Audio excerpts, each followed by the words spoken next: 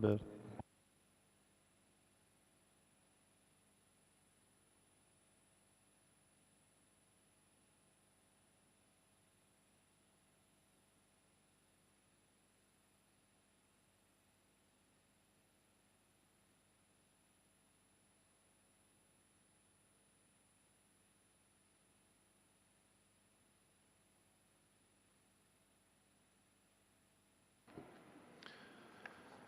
Distinguished delegates, ladies and gentlemen, dear colleagues, so we are resuming our participatory consultations on the conclusion and recommendations of the independent assessment undertaken as part of the midterm evaluation of the UNCCD 2018-2030 strategic framework.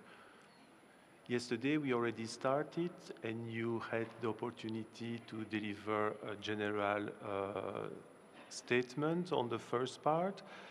And this morning, I would like to ask the lead consultant for the independent assessment, Mr. Hans-Gerd Hösner, to give an overview of the independent assessment, followed by a brief presentation of the first focus area concerning political and financial commitments.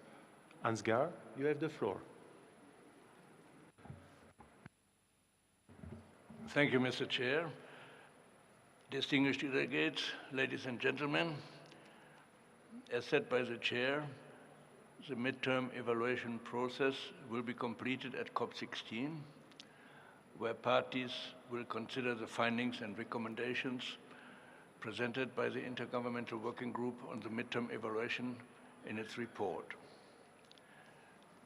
Today, you are invited to provide your feedback around the independent assessment that was prepared by myself and two evaluation assistants, Enedi Niroga and Ines Robin, and strongly supported by the Secretariat, by Satura Vola, who helped with documentation, information, background.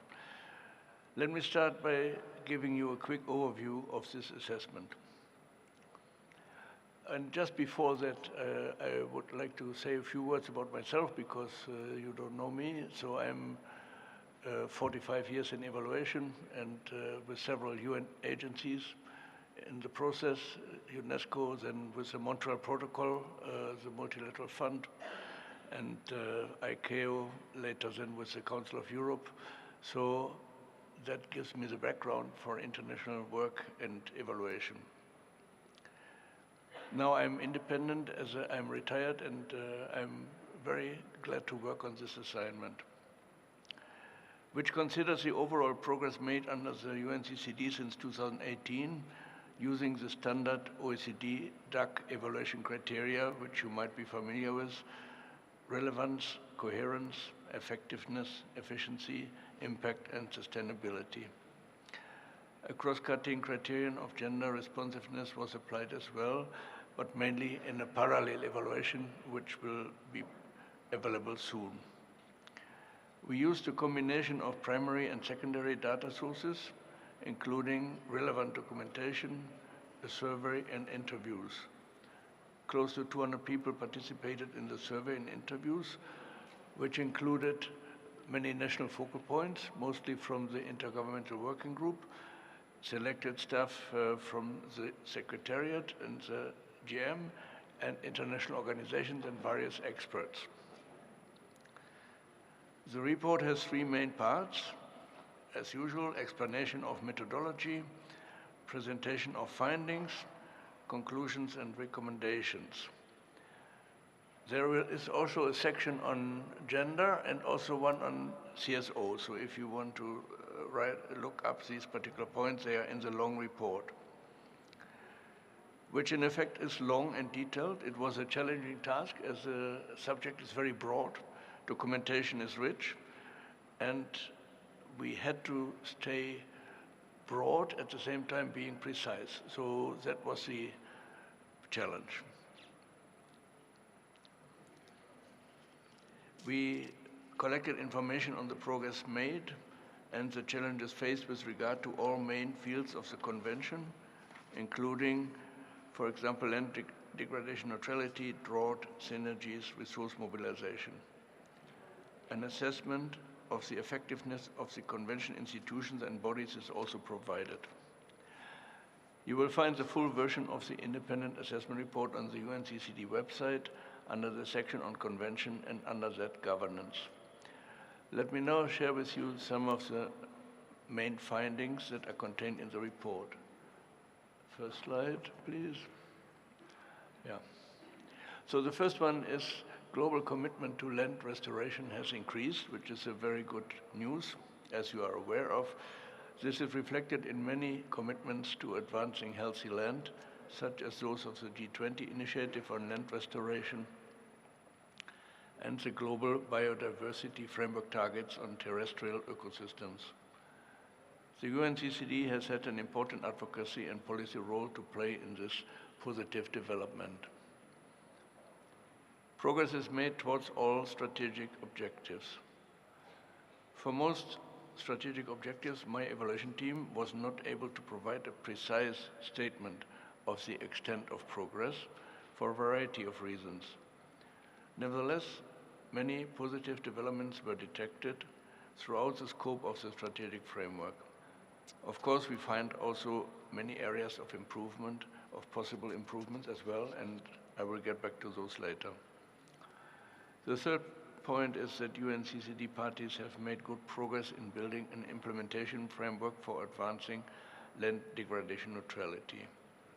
As you know, 108 country parties have, as of today, set LDN targets as part of the land degradation neutrality target setting program, and several more are underway. The LDN targets established under the UNCCD represent a major share of global commitments to land restoration, but their large-scale implementation is yet to happen. According to Part-4 data, land degradation still continues at an alarming rate, and thus there is a real risk that LDN will not be realized globally by 2030. Fourth, the UNCCD plays a key role in global advocacy and cooperation on drought. The role of the Convention is further growing as droughts are becoming more widespread and severe. We didn't focus on drought because there's a parallel IWG working on this, but we still analyze the effectiveness under SO3. The UNCCD Secretariat and the global mechanism are seen as being effective, which is good news. The feedback received for this independent assessment indicates that the work of the UNCCD institutions is generally appreciated and the products and services are welcomed. The Secretariat and the GM have managed to bring forward some demanding topics, including women's role in land use and governance, by linking them to concrete work such as LDN project preparation. Nevertheless, there is room for improvement, particularly in ensuring that the UNCCD products and services become better used at the national and local level. To ensure the continued extent and quality of services under the Convention, the UNCCD regular budget should be better matched with the task set to the Secretariat and the global mechanism of the COP. As has been mentioned before, this nominal zero growth of the budget since more than 10 years in times of accelerating inflation in the last 3 years has resulted in a squeeze on the operational funds. And so that limits the effectiveness and will further limit it if nothing is done about to drop this zero nominal growth policy. The reporting via Part-4 has improved, but there remain challenges, as was outlined in length at yesterday's discussion on reporting. There will be more details on that in the last part of my presentation today. So these are some examples of the findings of the report. You will find plenty of more information in the report. As I said earlier, my team found also many areas in need of improvement. They are summarized in the report section under conclusions and recommendations. And you have also seen that this part has been summarized into a conference room paper in front of you. As mentioned by the chair, it is structured in 5 broad areas, and each of them has 2 or more related recommendations for your consideration and feedback. Some of these recommendations can be implemented very fast, while others meant for a longer term and should be considered as inputs for the next UNCCD strategic framework when the current one expires in 2030. I would like now to introduce the first of these 5 areas, which is about political and financial commitments. Could you put the next slide, please? So this gives a brief overview of the 5 areas I will talk about now. After each short presentation, there will be a possibility to discuss them. And then comes the following one. So this one is now about can you go back there? This one is now about the political and financial commitments. So UNCCD is seen as relevant but is overshadowed, lacks political and public attention compared to the other Rio conventions. This is not new, but still needs to be said. Actions taken by countries tend to be guided by other frameworks more than the UNCCD, and those others are either more specific or suitable to their situation or considered politically more important. The status and recognition of UNCCD is considered lower in political terms than those of the other 2 conventions. Secondly, UNCCD's influence on national budgeting and policy is low. The political commitment, visibility, and the availability of resources are intertwined in many ways. If one is missing, the other one is not likely to be there either. Thirdly, many UNCCD focal points and other stakeholders lack the capacity for accessing major donor agencies for project funding. A crucial point, as we talked about funding, and this has to come also with preparation from the national side. So there are 3 recommendations. First is establishment of 1 or more global targets. An explicit quantitative restoration target, such as 30 by 40 in the Global Biodiversity Framework, or 50 by 40 in the G20 initiative, would be useful for the UNCCD. Even it would be, at least for the time being, an umbrella concept for LDN. Quantitative targets or explicit obligations would also be useful as tools to ensure that countries take the implementation of the convention more seriously. Next one is closing the divide between countries which are affected and others which consider themselves are not being affected. Many parties that are labeled as non-affected under the UNCCD are taking, in fact, measures to protect and restore their land and soil.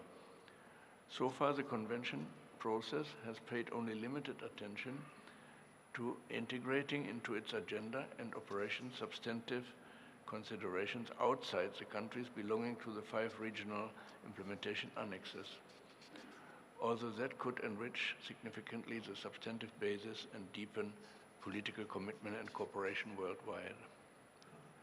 The second one is to enhancing the effectiveness of resource mobilization. The UNCCD national focal points and other country-level key stakeholders for the convention implementation need continued support to strengthen collaboration with other sectors and capacity to translate plans and targets into bankable projects and programs suitable for domestic or international financing at scale, including from the private sector. To meet those needs, access to information about a variety of funding sources and their working modalities could be further developed. Partnerships and initiatives like IDRA and the G20 initiative hold great potential in bringing together different countries and organizations around a shared concern and influencing the mobilization of related resources. The important role of the JEF and its implementing agencies need to be continued and further expanded. I stop you for now and look forward to any comments you may have on this part. Thank you. Thank you for your presentation. I will now open the floor for comments, statements on the first focus area on political and financial commitments. I encourage delegates to remain concise in their intervention in order to allow a sufficient number of them. Thank you. The European Union, you have the floor. Thank you, Chair. Chair, distinguished delegates and representatives, the EU and its 27 member states believe that the UNCCD has a great potential to position itself as a global reference forum in sustainable land management and conservation. Most of the approaches to climate change adaptation and mitigation, biodiversity conservation and restoration, and food and water security rely on sustainable land use and management, and the UNCCD has great expertise in this field.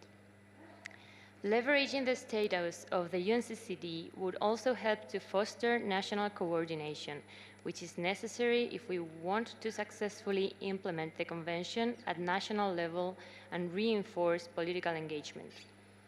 In this regard, we consider that the UNCCD can exploit the potential of the land degradation neutrality target to set quantitative global commitments. We believe the UNCCD should emphasize that land degradation neutrality is a global commitment under the 2030 Agenda. Therefore, all parties, regardless of whether they are affected by the certification or not, should be involved in experience sharing processes, which could broaden the expertise of the UNCCD in land management and restoration. Additionally, we wish to highlight the crucial role of national focal points in implementing UNCCD goals at national level and encourage them to enhance this implementation. Moreover, the EU and its member states consider that the best way to move forward is the identification of funding sources, as well as supporting country parties in preparing the documentation to access these sources, because even though sometimes these funds are clearly identified, it is often difficult to access them due to the complexity of the documentation required. We suggest reinforcing the support that the Secretariat and the Global Mechanism are providing to country parties in preparing this documentation. Chair, distinguished delegates and representatives, thank you for your attention.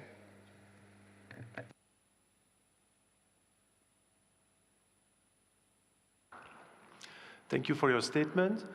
I now would like to give the floor to the Cook Islands. You have the floor.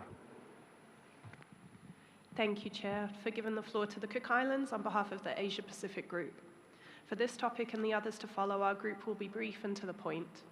The Asia-Pacific Group believes the idea of a global target is of great interest and high importance, including as a means to rally political and financial commitment at the national, regional, and global level.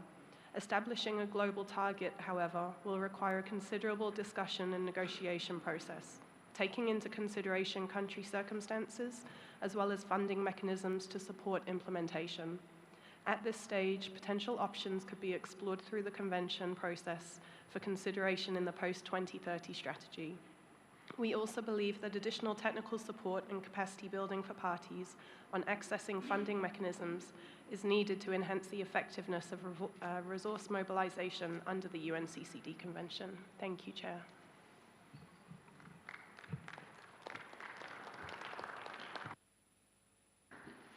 Thank you for your statement.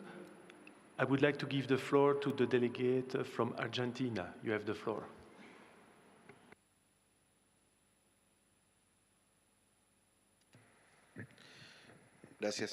Thank you very much. And thank you to the Secretariat, as well as to the independent assessor for these reflections. They're very welcome as part of this mid-term evaluation process. We believe that they've really focused in this document on many of the ideas that each and every one of us, all these delegates in internally we've been thinking about under the Convention. And we do hope that in the coming years, what we have within this strategic framework will be able to improve, and in so doing, look at a post-2030 framework as well. On the first recommendation, reflection, we'd like to highlight that the level of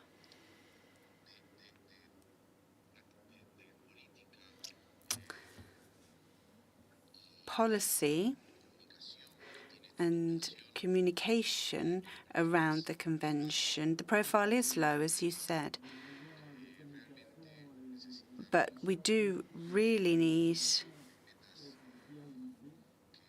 to have goals and targets in place that will help political decision makers take a better account of our Convention.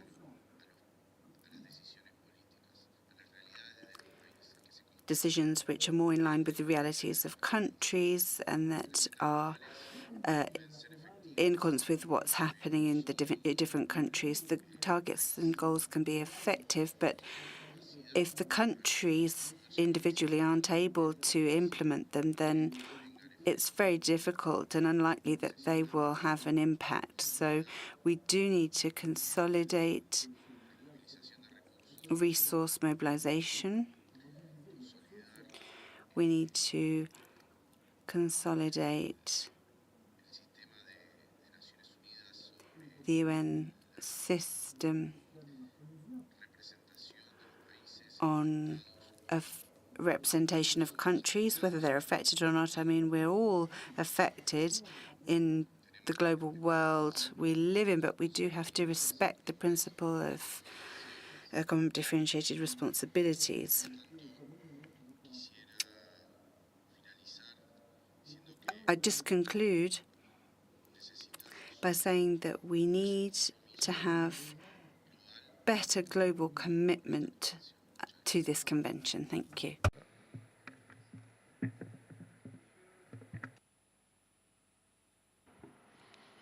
I thank you for your statement. Now I would like to give the floor to the representative of Uganda. You have the floor.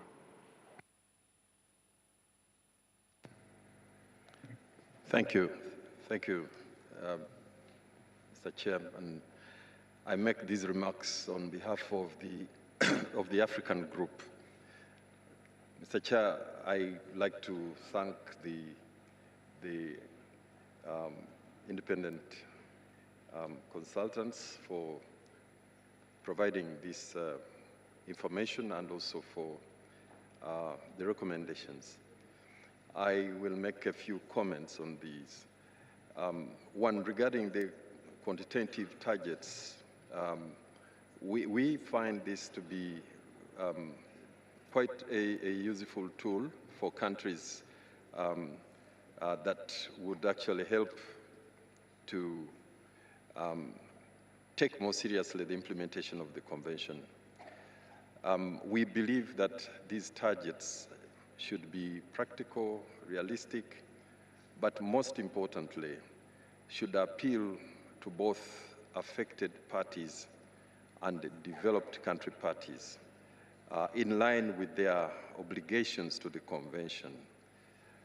We believe that this is very important. Secondly, we wish to underscore the importance of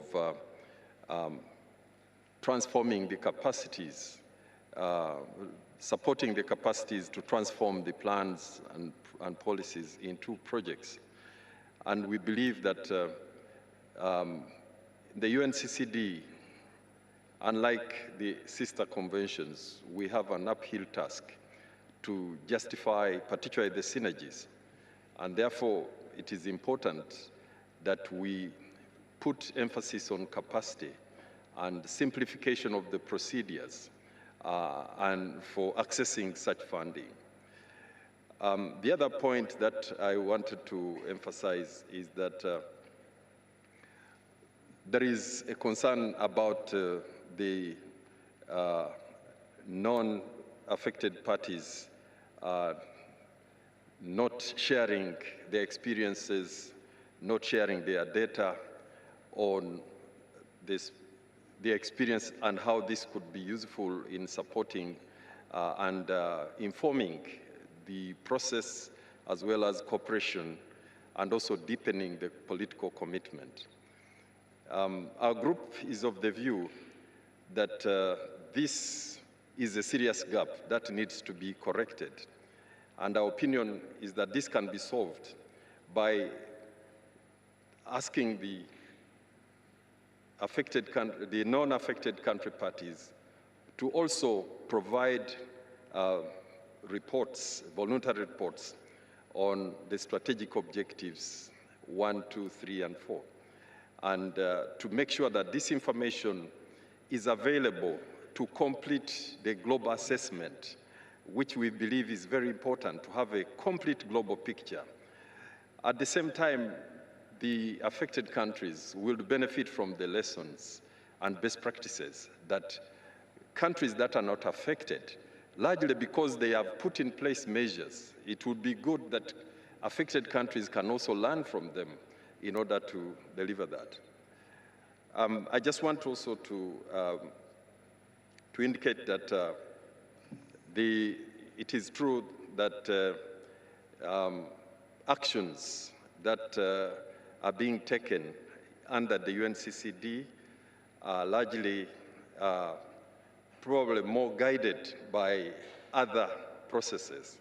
And I think this is clearly seen in the decisions we make in the UNCCD, which appear to draw more from the CBD and UNFCCC compared to the UNCCD strategy. We believe that this is something that we need to work on and give more confidence to our strategic framework and provide an opportunity for more action to build around those elements. We also say that we appreciate the high investment and the mobilization that has been moved towards reporting under the convention, which has also worked on the cross-cutting agenda issues which relate to land, particularly land tenure and gender. But we also believe that the UNCCD Secretariat should attach more importance to the mobilization of resources to support countries to access the large-scale financing and investments for implementation of SLM, LDN, and drought to achieve the strategic objectives of the convention. We believe that we have these targets and we must meet them. The African group also equally believes that we are concerned about the over 10 years of lack of growth in the core budget. And we believe that this, which has been, the core budget has been quite low, and this is due to the policy of zero nominal growth, has led to reduction of the capacity of the UNCCD to do its part. We believe that such a policy has resulted in reduction in staff, reduction in the programs, even reduction in the mandate, more or less, and even reduction in the space of parties to undertake interactions and do what they need to do, but also in dwindling partnerships and media coverage. We think there is need for us to have a new approach to address these gaps.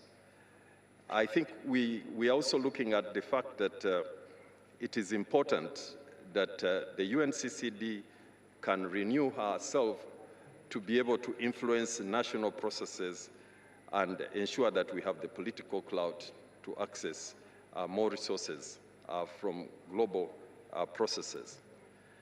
Thank you, Mr. Chair.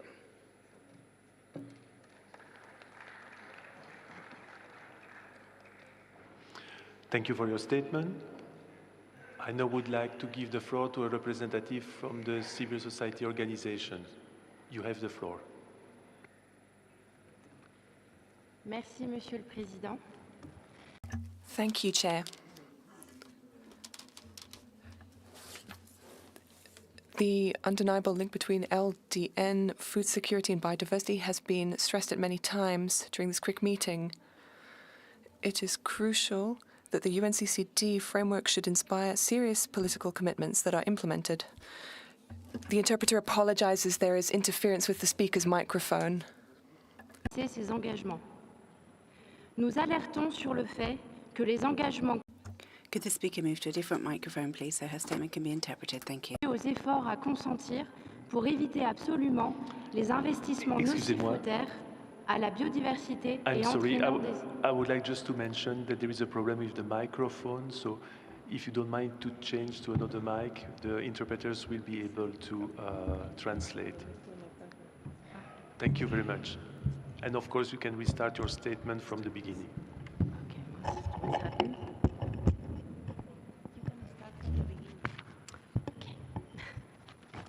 OK. Merci. Le lien indéniable entre la dégradation des terres et les enjeux climatiques de sécurité The problem persists. We apologize. a été rappelé à plusieurs reprises dans cette réunion du CRIC. I'm sorry, the technical problems remain unchanged. May I suggest that you move to another row?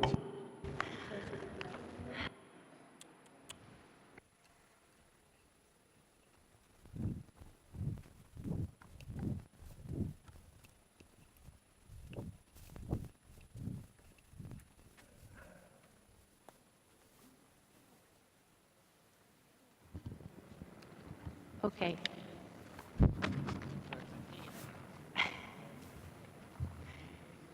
Merci, Monsieur le Président.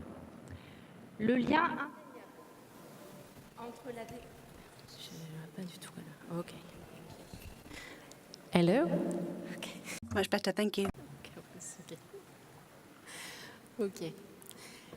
Merci. Thank you, Chair. The undeniable link between land degradation and climate challenges, food security and biodiversity has been stressed many times during this CRIC meeting. It is crucial that the UNCCD framework should inspire serious political commitments that are implemented. We invite the members of the IWG to flesh out recommendations to move action forward.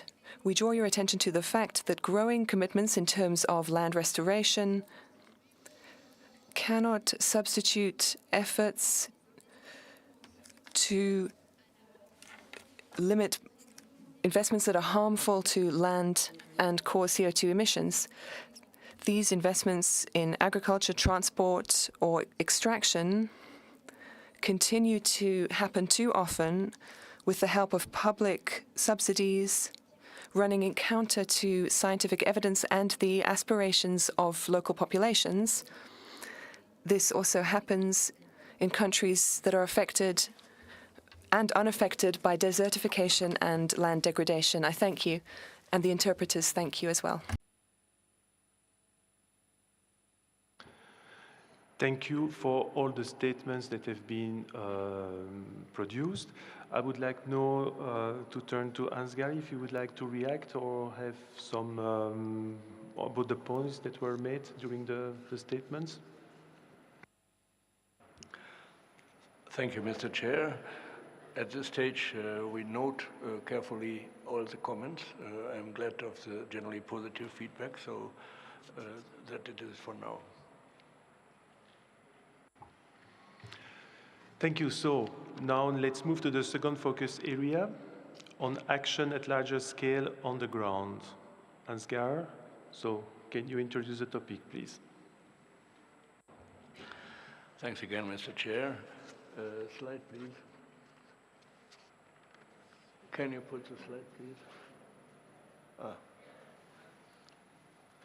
Well, we come to the second, to the second point, as announced earlier. So one of the main findings of this evaluation is that more action is needed at a larger scale on the ground, implementation of the objectives and targets. So for that, land restoration needs to become a whole-of-government approach beyond environmental concerns only. One of the main and common comments received in the survey and in the interviews was about finding effective ways and means for the OECD to foster action on the ground.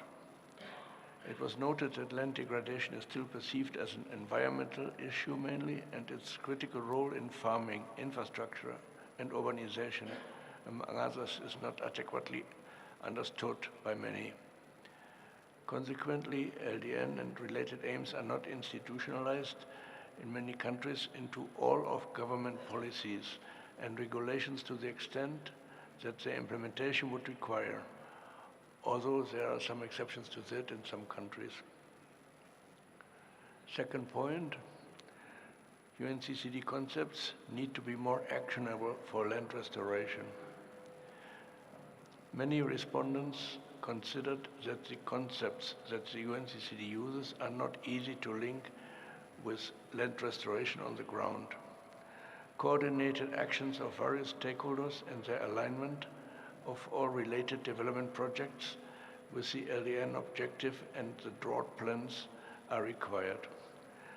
The corresponding information needs could be covered at least partially by leveraging existing expert networks involved in scientific research and broader land aspects. Now to the related recommendations. Improving the availability and targeting of information. The economic aspects of land and drought, including land value and cost-benefit analysis of restoration measures, should be better integrated into the UNCCD process, as they can effectively influence political decision-making. On the other hand, there is a need for guidance on concrete approaches that can be applied locally as long-term solutions towards the objectives of the UNCCD and its strategic framework. Building a restoration industry. To achieve impact on the ground at scale, the support and efforts of the UNCCD and others aiming to achieve the same targets would need to lead a global restoration industry, which could be a compilation of normative frameworks, scientific expertise, targeted financing, skillful practitioners, and committed land users that can deliver LDN. Third, for the UNCCD process to be an effective catalyst for such a movement, it may need to consider its substantive focus. What does it mean? While the UNCCD is not an implementing agency, time has come to expand and accelerate the implementation of its concepts and guidance by the parties and various international, regional, and national implementing agencies, including CSOs and private and public sector enterprises. This could include also, for example, new UNCCD measures aiming to promote norms or legislation that encourages public sector and private companies to protect and restore land, or advancing expert training on specific topics through partnerships and cooperation with various implementing agencies. Thank you for your attention. Thank you for your presentation. I now would like to open the floor for statement on this second focus area.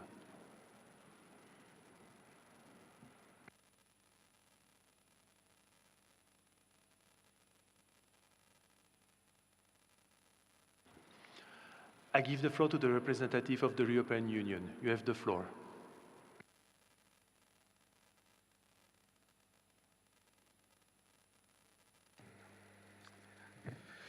Chair, distinguished delegates and representatives, strengthening the implementation on the ground is a priority for the EU and its member states. At the first stage, we need to implement the UNCCD's goals at national level through the collaboration between policymakers, national focal points, and key stakeholders. Furthermore, we deem it is essential that CCOs and land managers be involved in the UNCCD process to ensure the implementation of the UNCCD's objectives. In this regard, the scientific bodies of the UNCCD can assist the implementing strategic framework. As stated in the CRP, some of the comments received emphasize the need to reinforce the implementation of the conceptual frameworks, as the links between the concept and actions on the ground are not easy to establish.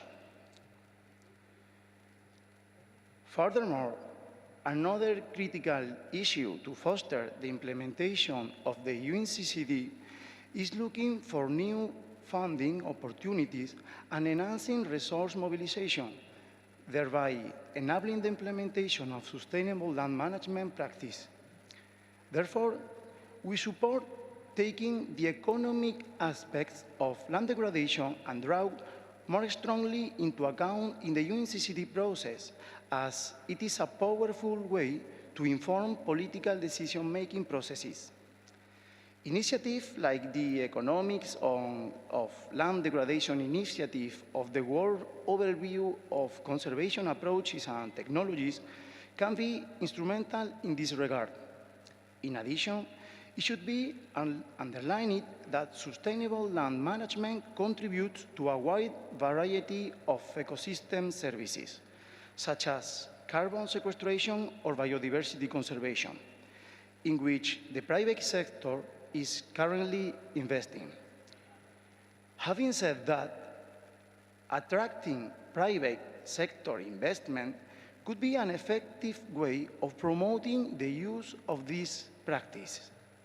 In this regard, it's necessary to continue exploring the potential of payment for ecosystem services schemes related to sustainable land management.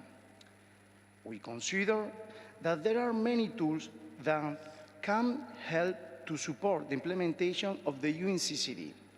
In this respect, integrated land management plans represent a valuable tool for integrated planning.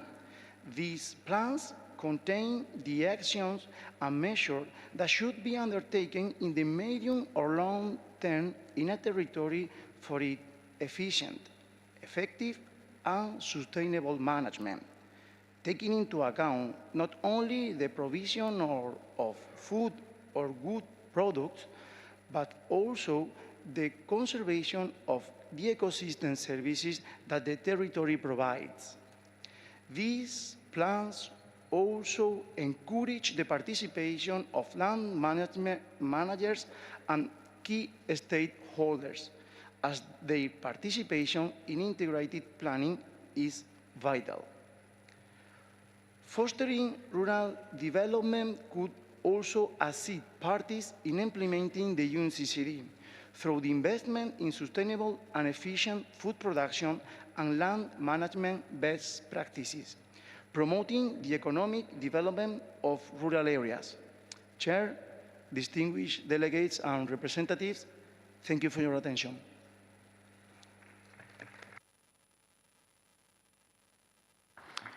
Thank you for your statement. I now would like to give the floor to the representative of the Cook Islands. The floor is yours. Thank you, Chair. The Asia-Pacific Group has one brief comment with regard to Section B, action at a larger scale on the ground. The group felt that more clarification on the restoration industry was needed to be able to consider this recommendation fully, and request this to be provided to the Intergovernmental Working Group on the midterm evaluation for discussion for the benefit of our regional representatives. Thank you. Thank you for your statement. I would like to give the floor to the representative of Argentina. Thank you very much indeed.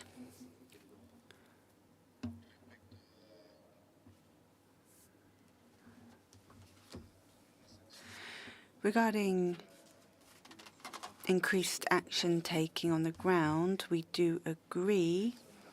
The issue is how we're going to do it. How can we plan for this intervention on the ground? First of all, let me recall a concept which is very dear to the heart of this convention, the bottom-up approach.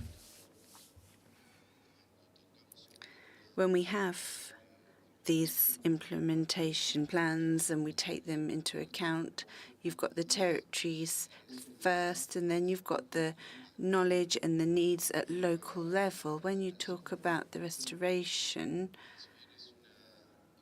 although this is a kind of good media soundbite and a good positive thing, we do need to perhaps think about a more developed concept. We perhaps need to think about the hierarchy of implementation of LDN. This would include prevention before restoration. Thank you, sir. Thank you for your statement. I now give the floor to the representative of Uganda.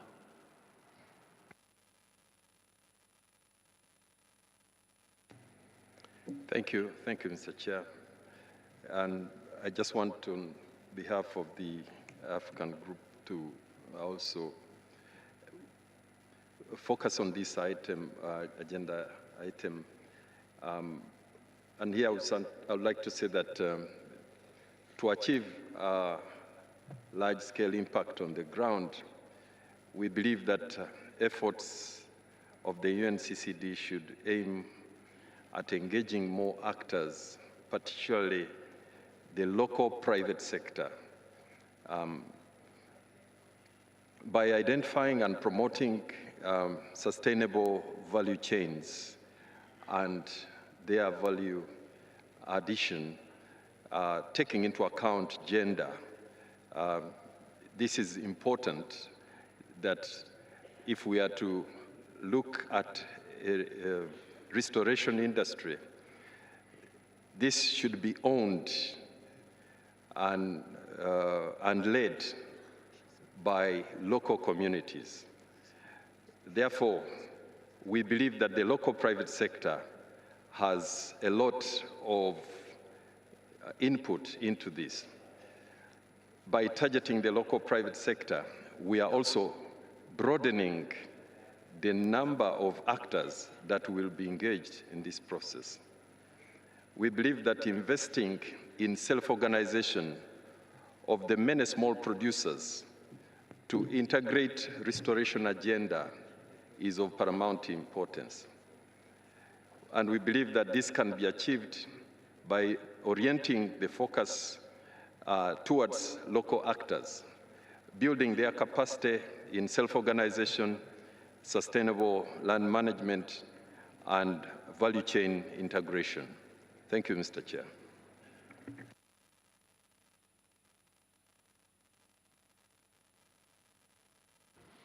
Thank you for your statement. I would like to give the floor to a representative of the civil society organizations. The floor is yours. Merci, Monsieur le Président.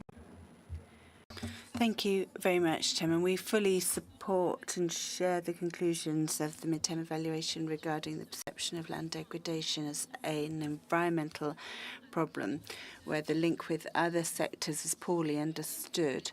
Combating land degradation should not merely be an issue of compensation, but should be fully incorporated into investment policies when it comes to agriculture, infrastructure and urban development, as well as into economic development policies, which should in no case lead to further degradation. We believe that to promote broader scale action on the ground, the microphone is cut off. We believe that to promote broader scale action on the ground, means for action need to be transferred, namely knowledge, skills, and finance to the relevant local territorial level, and to facilitate cooperation among all stakeholders, including local authorities, civil society organizations, the general public, and the private sector. Thank you.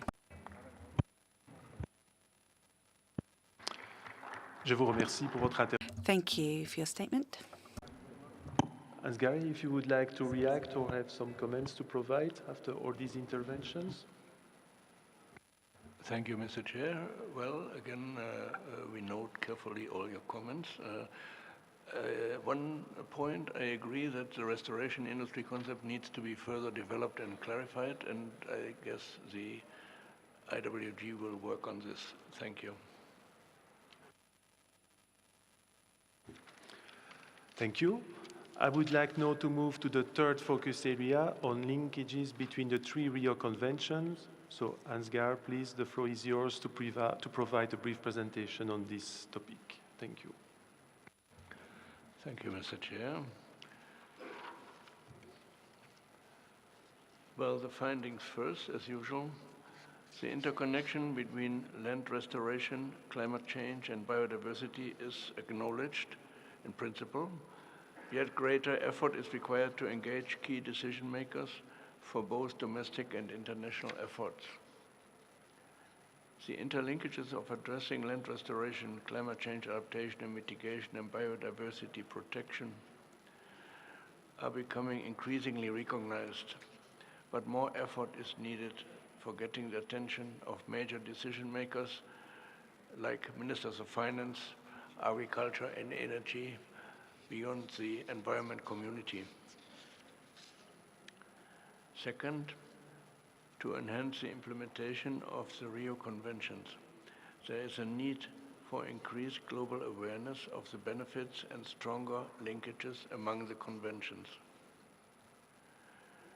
The benefits of such synergies need to be better understood in poor and wealthy countries for domestic planning and implementation, as well as international cooperation. From this flow three recommendations. Committing to joint implementation of the three Rio Conventions. Countries will need to develop a variety of national coordination and cooperation improvements to promote synergies between the three conventions at national level. And the convention secretariats, together and separately, should support these efforts with technical assistance and guidance, among other means. An explicit commitment to joint implementation through COP decisions under all three conventions could significantly speed up such national processes. Second, enhancing joint data collection and information sharing. To further promote synergies at national level, countries could benefit from access to case studies and lessons learned from projects and programs that link the objectives of the three conventions. This could be a shared repository service or convention. Thank you. Thank you for your presentation. I would like now to open the floor on this third focus area and open the floor for a statement that you would like to provide. I see that the representative for the European Union is asking for the floor, so you have the floor. Thank you very much, Chair. Chair, distinguished delegates and representatives, the EU and its 27 member states believe that the UNCCD should showcase that most of the environmental challenges we are facing nowadays can be addressed through sustainable land management, including the ones being dealt with in the other Rio Conventions. The UNCCD plays a key role in this and can provide wide and long-standing scientific expertise in this regard. In addition, we ask for a reinvigoration of the Joint Liaison Group by preparing a clear roadmap to boost collaboration among the three Rio Conventions and encourage the UNCCD Secretariat to continue its engagement in this coordination group.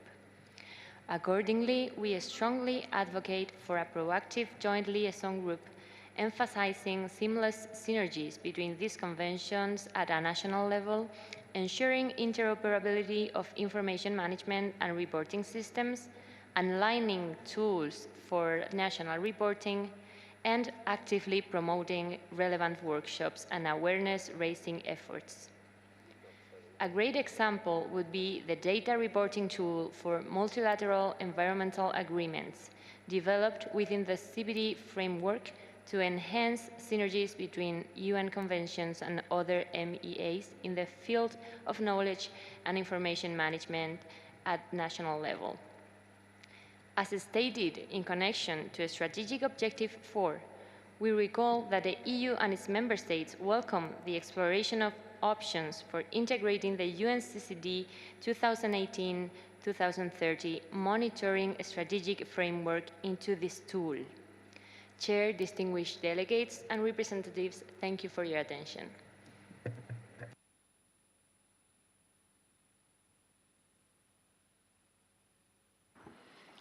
Thank you for your statement. I now would like to give the floor to the representative of the Cook Islands. Please, the floor is yours. Thank you, Chair.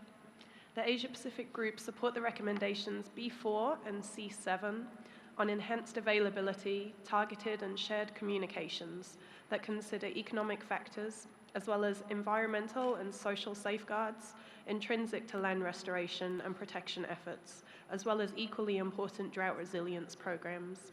Special needs of sub-regional groups of countries should be considered and connections for enhanced information sharing facilitated. For example, South-South exchanges and DLDD Northeast Asia Network.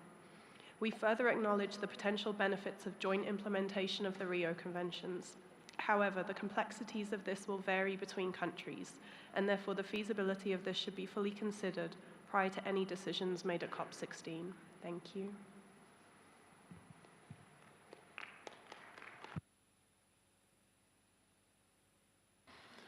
Thank you for your statement.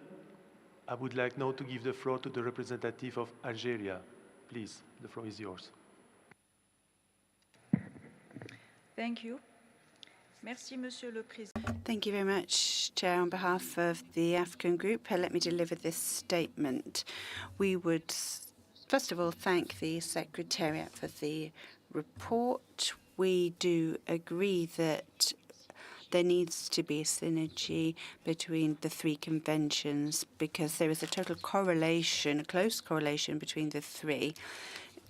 Mitigation and adaptation to climate change could, well, reduce the effects of drought and thus desertification, which would have an effect on biodiversity, food security, and economic and social security above all. However, to ensure this synergy between the three conventions, we need to mobilize, particularly for African countries, the resources that are undeniably required, namely financial and technical resources, technical support particularly.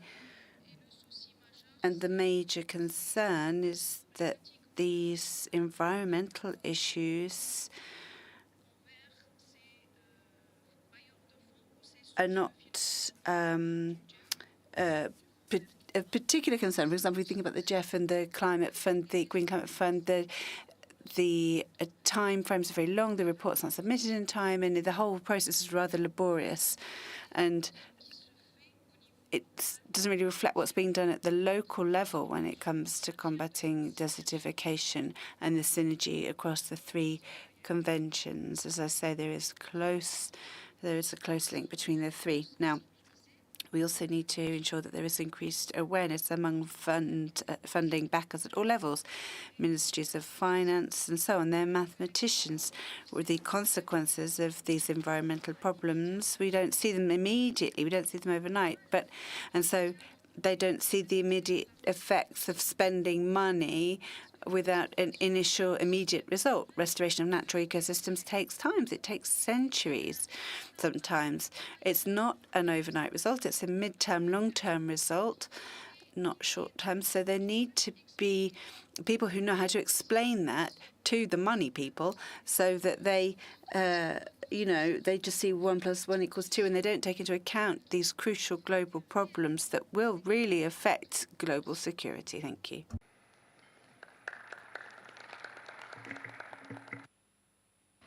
Merci pour votre intervention. Thank you for that statement. I would like now to give the floor to a representative of the civil society organizations. Please, the floor is yours. Merci, Monsieur le Président. Thank you very much.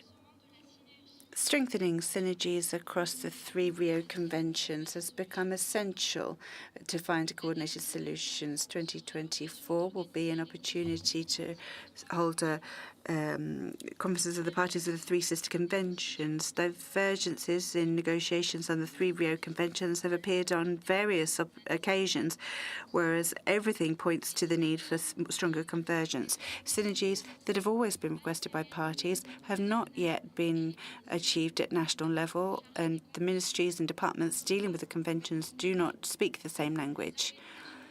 Civil society organizations on the ground take an approach that it does take into account synergies when they address climate mitigation, adaptation, land degradation, and disappearing biodiversity. Governance should do the same during the COPs and in decision implementation. Thank you.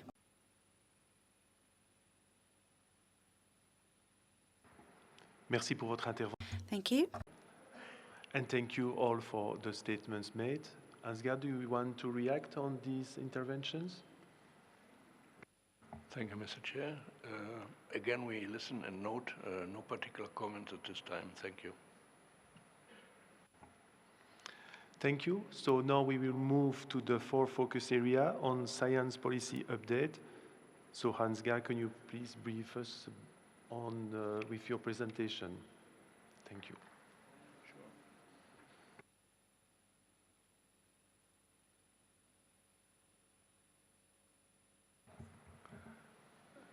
Here we go. 4th area, science policy updates. 2 main findings. So Ansgar, if you may, I've just got information that UNEP wanted to take the floor on the previous focus area. So if you don't mind, I will still give the floor to UNEP before we start with the science policy update. So UNEP, you have the floor, please. Thank you so much, Chair, and thank you for your indulgence. I just want to share an experience with the parties related to the synergy between the Rio Convention. With the support from the Global Environmental Facility, we implemented a project to test the possibility of doing a joint reporting for the 3 Rio Convention. And one of the key difficulties we face during this project is that the other sister convention, particularly UNFCCC, have clearly indicated that they have not received a mandate from the parties on their side to do synergetic activity with the other convention, particularly on the reporting. So I would like to suggest this move, which is very, very important and which will be very helpful in reducing the reporting burden to the party, to be taken care maybe at the COP bureau level of the 3 convention, so that at least there should be some kind of elaborated process that will require the 3 conventions to really work together, stemming from maybe decision from their COP. I know that there is a joint working group established between the 3 conventions, but I'm not sure this work group is working so efficiently to ensure the synergy that parties are requesting for. Thank you very much, Chair.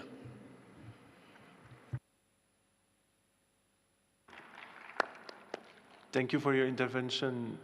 And so if you allow me, so Ansgar, we will go now to the science policy update, and I give you the floor for your presentation. The floor is yours.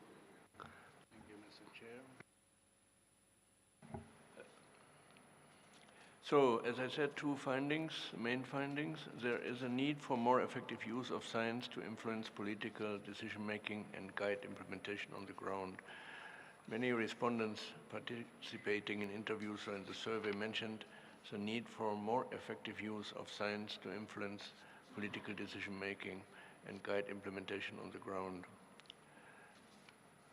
The second one, need to enhance the relevance of the UNCCD products and services for activities on the ground. This could also mean enhancing the relevance of the UNCCD products and services for activities on the ground.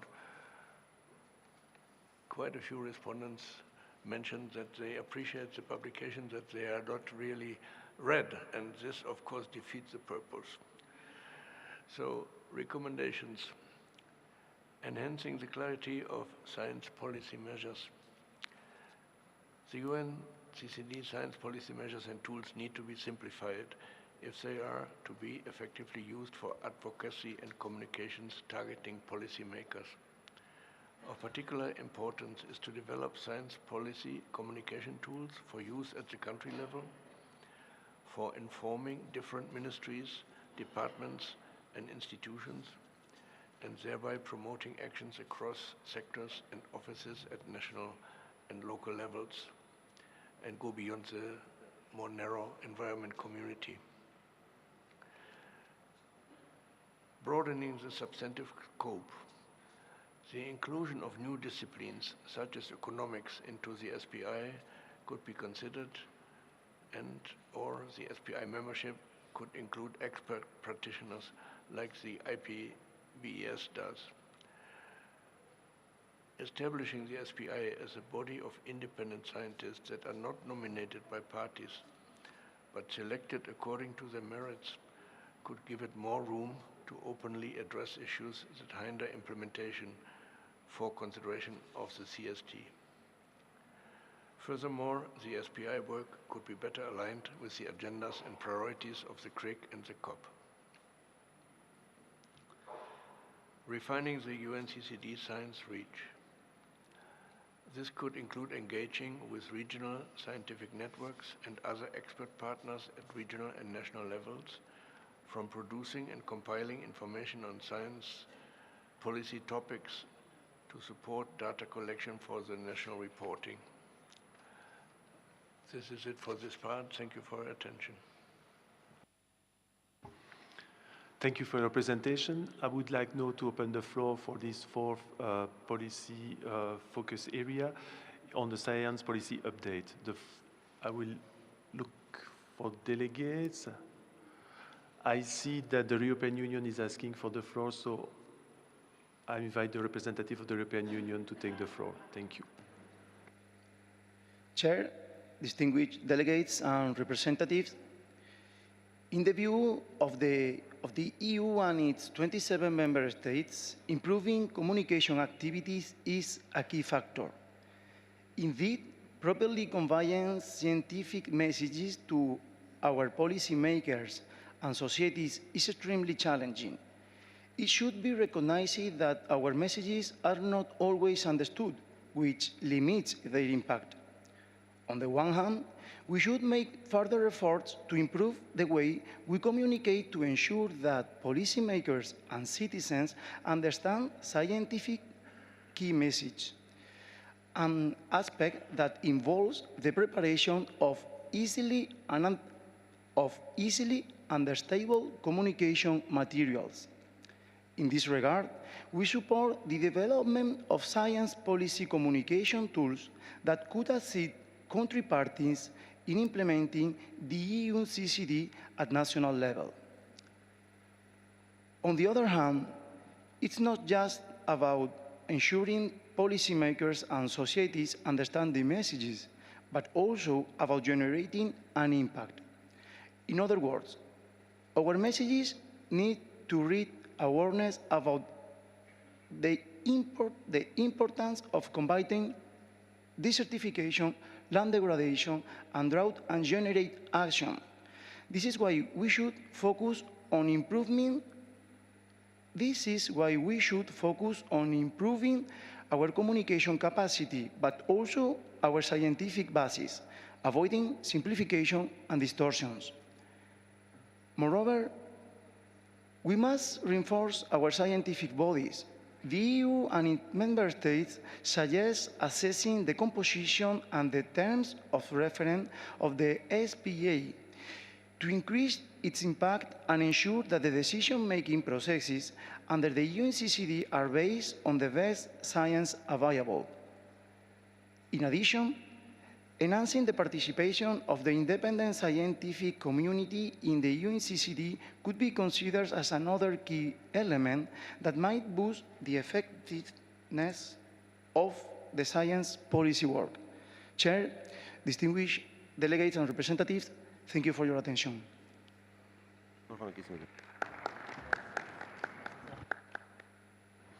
Thank you for your statement.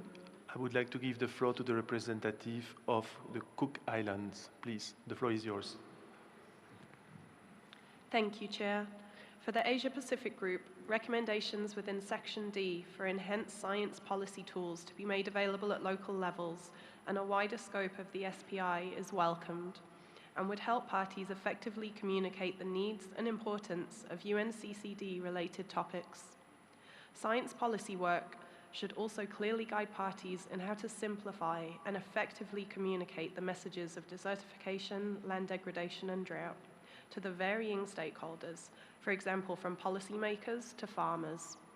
The group also feels that greater support for scientific engagement in the UNCCD process, including the possibility of reviving the scientific conference or other mechanisms through which scientific institutions and universities could engage, should be considered. Thank you.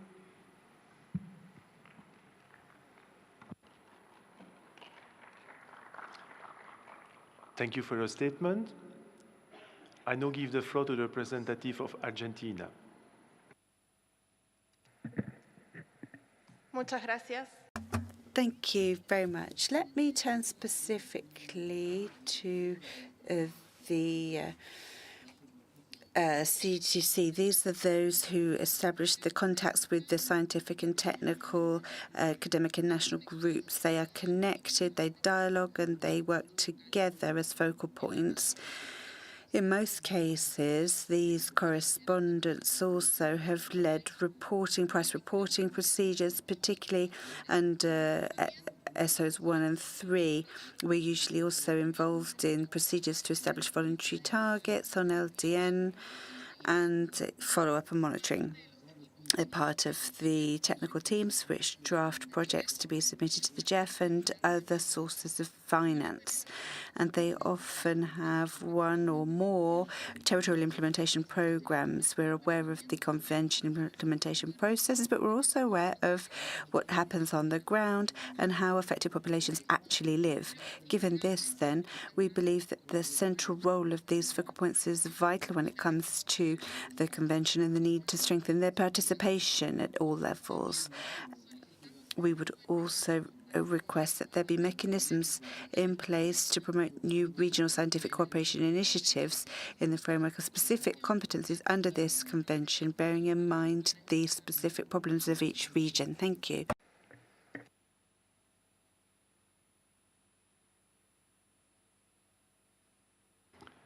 Thank you for your statement. I would like to give the floor to the representative of Uganda.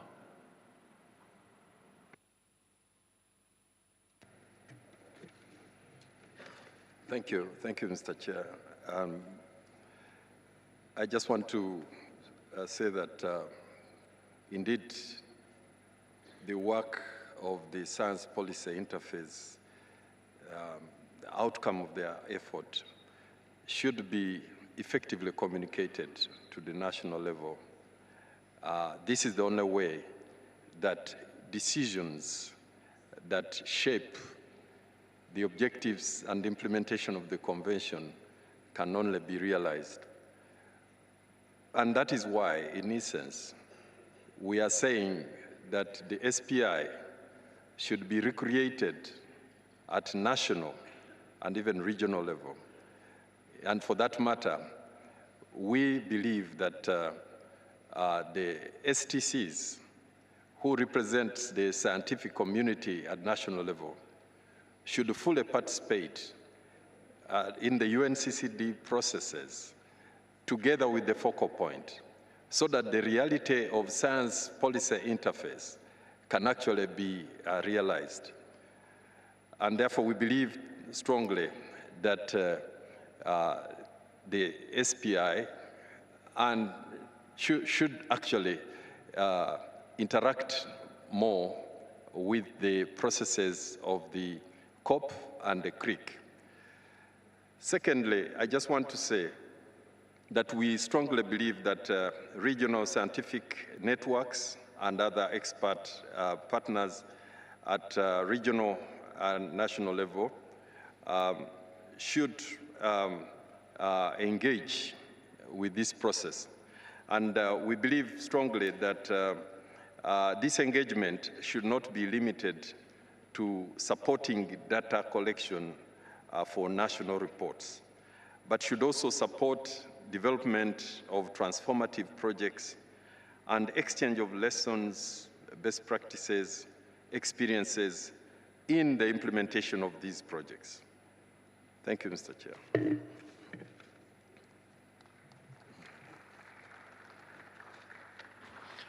Thank you for your intervention. I would like to give the floor to the representative of Kyrgyzstan. The floor is yours.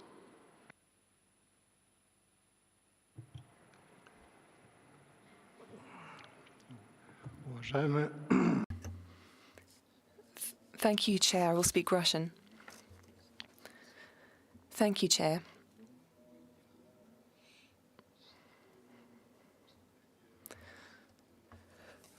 Following the statement by the representative of Uganda, I would like to tell you about my country. Kyrgyzstan joined the convention in 1999. Since 1999, there has been a government decision setting up the implementing body, which is the Ministry of Agriculture. Maybe one of the reasons we have this symbiosis between the three conventions is that our convention is very closely related to the UNFCCC and the Biodiversity Convention. That is why we have one ministry competent for this, the Ministry of the Environment, but we do have a slightly different vision. We believe that our convention should be specific and unique. Our convention is more pragmatic. And therefore, its main priority is land, soil, namely. Tropical soil is about 1.5 meters deep. We have about a depth of 50 centimeters in our country. And this is the soil that feeds people. Even if there's no desert on the surface with no plant life,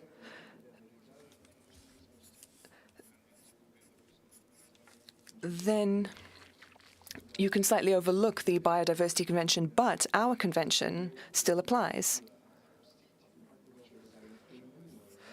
Because the soil is still living. And so our convention is a higher priority. Furthermore, among these three conventions, we need to compete. There are many priorities that overlap sometimes, and so that might mean less activity. And it is easier for the Ministry of the Environment to report under these conventions because they only need to tweak the material slightly. We, in our reporting to UNCCD, we offer more pragmatic agricultural material. We work more with FAO. It might be good to synergize with FAO programs because food production, agriculture, these are fundamental priorities for FAO. And these, I believe, should be priorities under our convention, too. Allow me also to say that 2 years ago, I was working at the Ministry of Emergency Situations. I haven't heard about this, but here, but there is an understanding of slowly coming into threat. And a slowly advancing threat here is desertification. The soil slowly changes over hundreds of years and slowly disappears.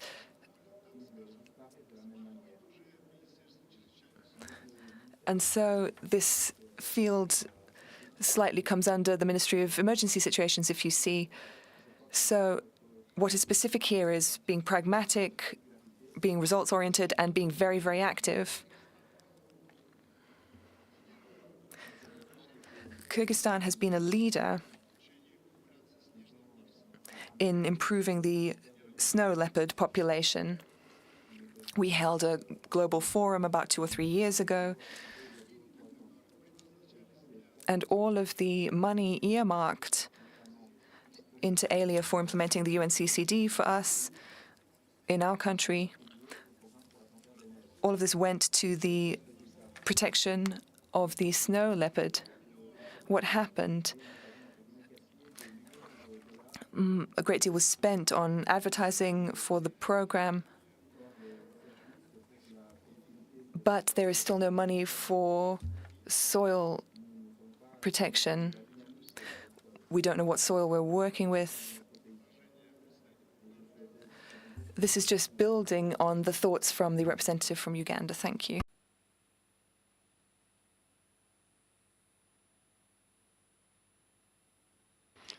Thank you for your intervention.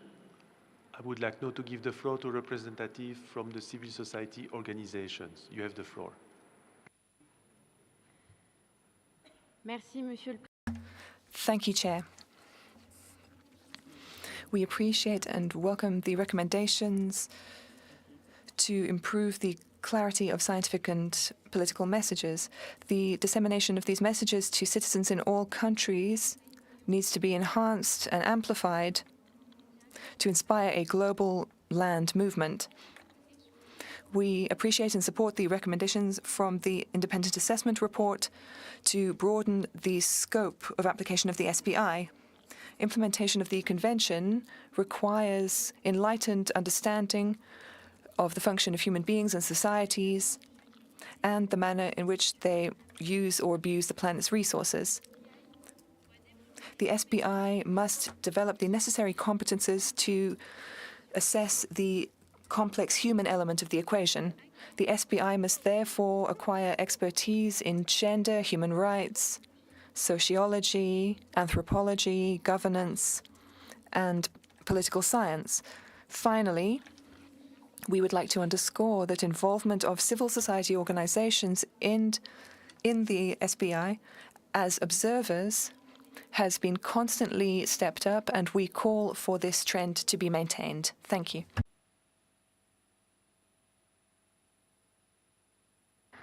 Merci pour votre intervention. I thank you for your statement. And thank you for all your interventions and statements. So, Ansgar, do you want to react on those? Well, same as before, we note carefully and listen carefully and appreciate your feedback. Thank you very much. We take that further up in the IWG. Thank you. Thank you. So I suggest that now we move to the last focus area on monitoring and reporting. So the floor is again to Hans-Gert to make a brief presentation of this topic. Thank you, Mr. Chairman. Some findings. The upgrade to Price 4 has made the reporting more user-friendly. Price 3 reporting took place in 17-18, as you know, and the last round in Price 4 in 23, 22 also starting. In that new approach, default data from satellite sources were provided to assist countries facing changes in data collection. Data are now processed and stored online with positive user feedback in general, but there are also some challenges regarding complex indicators and in some countries difficulties in data collection and sourcing. In many countries, the monitoring systems on DLDD are weak, baselines are often not clearly established, or there are varied estimates for the total size of degraded lands and the severity of the degradation and the effects of drought. The submission rate was lower despite support offered by Jeff through UNEP, and this was discussed at length yesterday. In 2017-18 reporting, 141 country parties submitted their reports, and in Price 4, the reporting was slightly lower, with 126 reports received. The pandemic called for adjustments at national level and necessitated a shift to online capacity building, which puts constraints on parties to comply with reporting obligations. Another factor that reduced the reporting rate were the delays in the applications for and the processing and timely disbursement of JEF funds via UNEP for consultants to support national reporting for a number of countries, as it was described by several delegates yesterday. Most countries provided data on only part of the indicators. In general, countries that have defined themselves as affected under the UNCCD provide data on all SOs, while the so-called non-affected countries tend to report only on SO5. In the last reporting process, over 100 countries provided data for each SO, although not all of them provided all the required data. The dashboard, which was published briefly before the CRIC, is a step forward, and it provides useful data as an overview on the web. Recommendations. First to say, I was very encouraged by the discussion yesterday to see the engagement of countries to improve reporting also from the national side. Now to our recommendations, which are much in line with it. Revise some indicators to include economic and social information. The indicators, as you know, on SO1 focus so far on biophysical data. The national reporting process would benefit from other relevant data that shows also the economic and social implications of land degradation. In particular, the impact on food production and food security.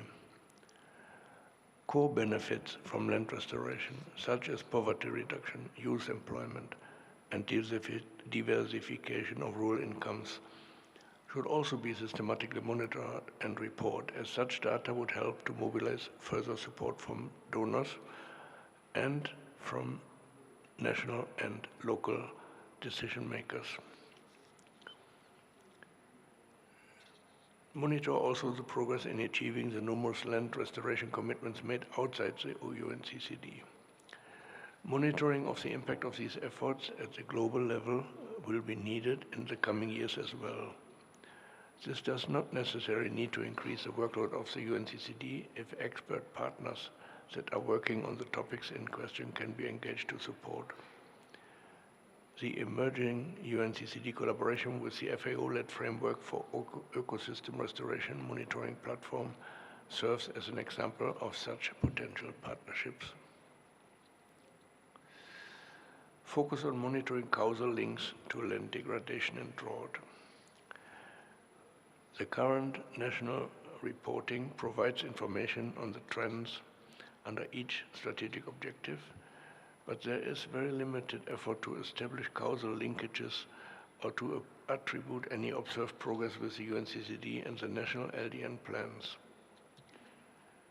Of course, it will be always very difficult to identify the concrete impact of UNCCD's activities on the ground, but a more consistent alignment of indicators with intended impacts would help in that effort.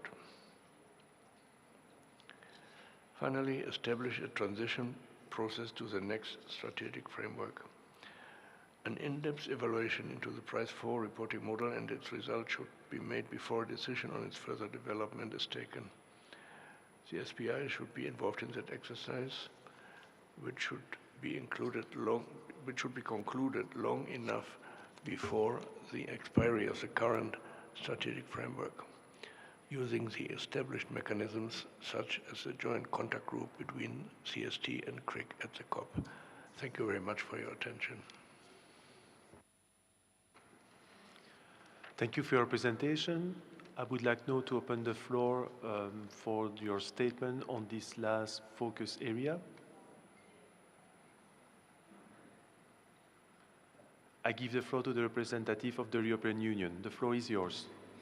Thank you very much, Chair.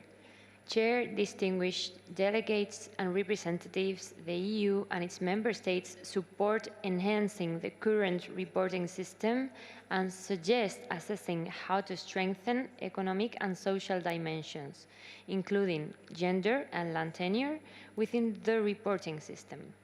We acknowledge that monitoring land degradation is not an easy task. Therefore, we believe that the UNCCD should continue providing capacity support to parties to develop national data sets concerning relevant indicators to improve the accuracy of land degradation monitoring. In addition, we encourage the Secretariat to explore potential collaborations and synergies with relevant monitoring platforms and other organizations involved in monitoring. Regarding the reporting process under the UNCCD, we believe that the improvement process should be built on the inputs provided by country parties regarding the praise system, the Trends.Earth tool, and the technical issues experienced during the reporting process. Another point that would be valuable is to enhance the exchange of experiences and good practices at regional level. We suggest that key partners from the Earth observation community participate in this exchange of experiences and knowledge and thereby provide fruitful expertise on monitoring and reporting. In addition, we deem it critical to further improve the Praise4 reporting platform, the reporting guidance, particularly regarding its linkages to Trends.Earth dataset options, and the data analytics tools related to the management, exploitation, and dissemination of the information obtained during the reporting process. In addition, we invite Conservation International as the Trends.Earth tool developers to continue enhancing this valuable tool, particularly regarding national data format and upload. Furthermore, we encourage the UNCCD Secretariat to continue providing capacity development activities, as we consider that online webinars and e-learning courses have been extremely useful thus far. Finally, we believe that national reports have the potential to become an effective communication and awareness-raising tool, supporting countries in informing decision-making processes or political communication.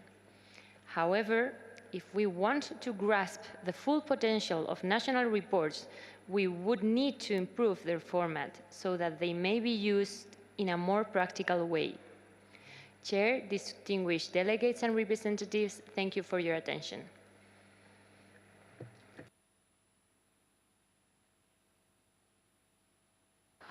Thank you for your statement. I would like to give the floor to the representative of the Cook Islands. Thank you, Chair. The Asia-Pacific Group support the recommendation for an in-depth evaluation of praise to inform decision-making on subsequent improvements needed to strengthen and enhance reporting.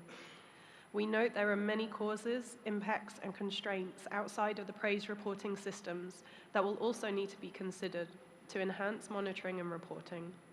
Overall, many countries did not report due to a lack of capacity, funds, or other reasons. Efforts are needed to identify and overcome challenges to increase this proportion.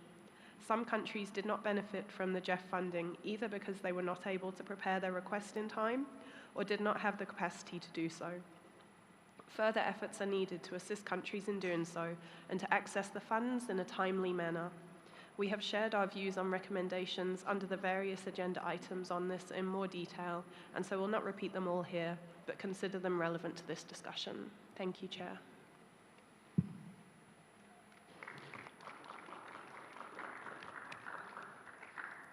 Thank you for your statement. I invite other representatives or regional groups, if you wish to take the floor, please raise your flag. as we don't see more flags. Yes, I give the floor to the representative of Algeria. You have the floor, please. Merci, Monsieur. Thank you, Chair.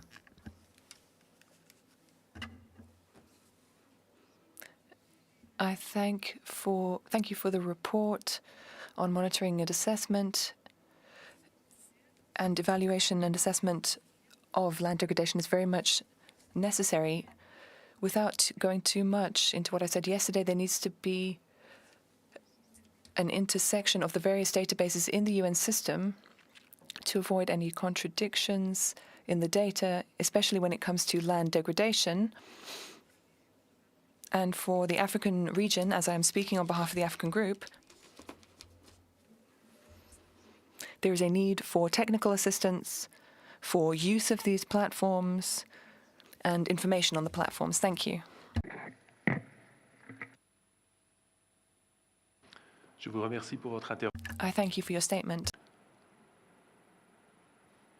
I now give the floor to the representative of the civil society organizations. The floor is yours, please. Merci, Monsieur le Président. Thank you, Chair.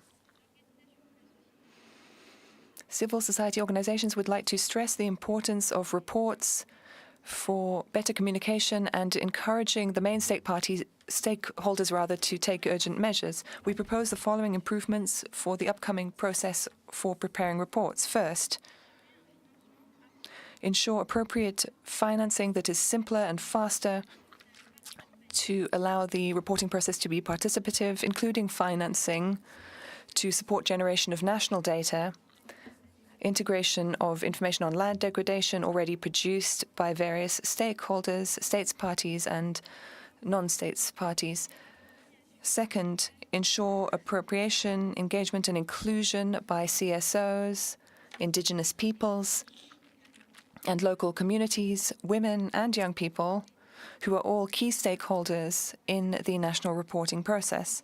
Finally, ensure integration of information from other national processes and synergy between reports on the Rio Conventions and the Sustainable Development Goals. Thank you. Je vous remercie pour votre intervention. Ansgar, again, so would you have some remarks to say on these interventions? Thanks, Mr. Chair. No, not at this time. We note and discuss further. Thank you. Thank you. So now we have completed our consideration of the 5 focus areas of the independent assessment, and thereby we have reached the end of the participatory consultations. So for the next steps, as mentioned earlier, the Secretariat will compile the points made during these 2 days, yesterday afternoon and this morning, and they will be used to guide the work of the Intergovernmental Working Group. So again, if I may ask you if you can send your statement in writing, so it will really ease the work of the IWG. Thank you. On behalf of the Intergovernmental Working Group on the midterm evaluation and its support team, let me thank you for your active participation and also thank the interpreters. Thank you. Thank you.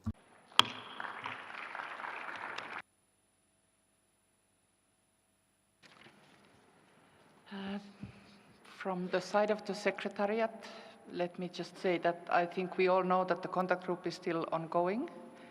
Please look at the info screens to see when the plenary will start. I think the app is also updated regularly. So we will meet here to continue with the CRIC as soon as the group finishes its work. Thank you.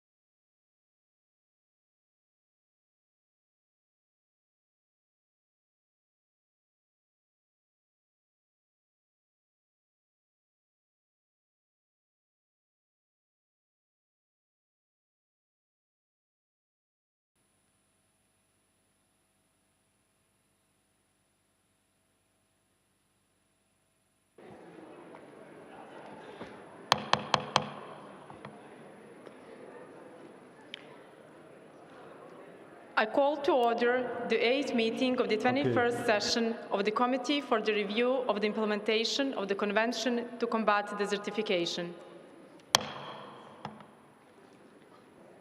Distinguished delegates, I now invite the committee to turn its attention to the agenda item 8, entitled Adoption of the Report of the Committee for the Review of the Implementation of the Convention to the Conference of the Parties.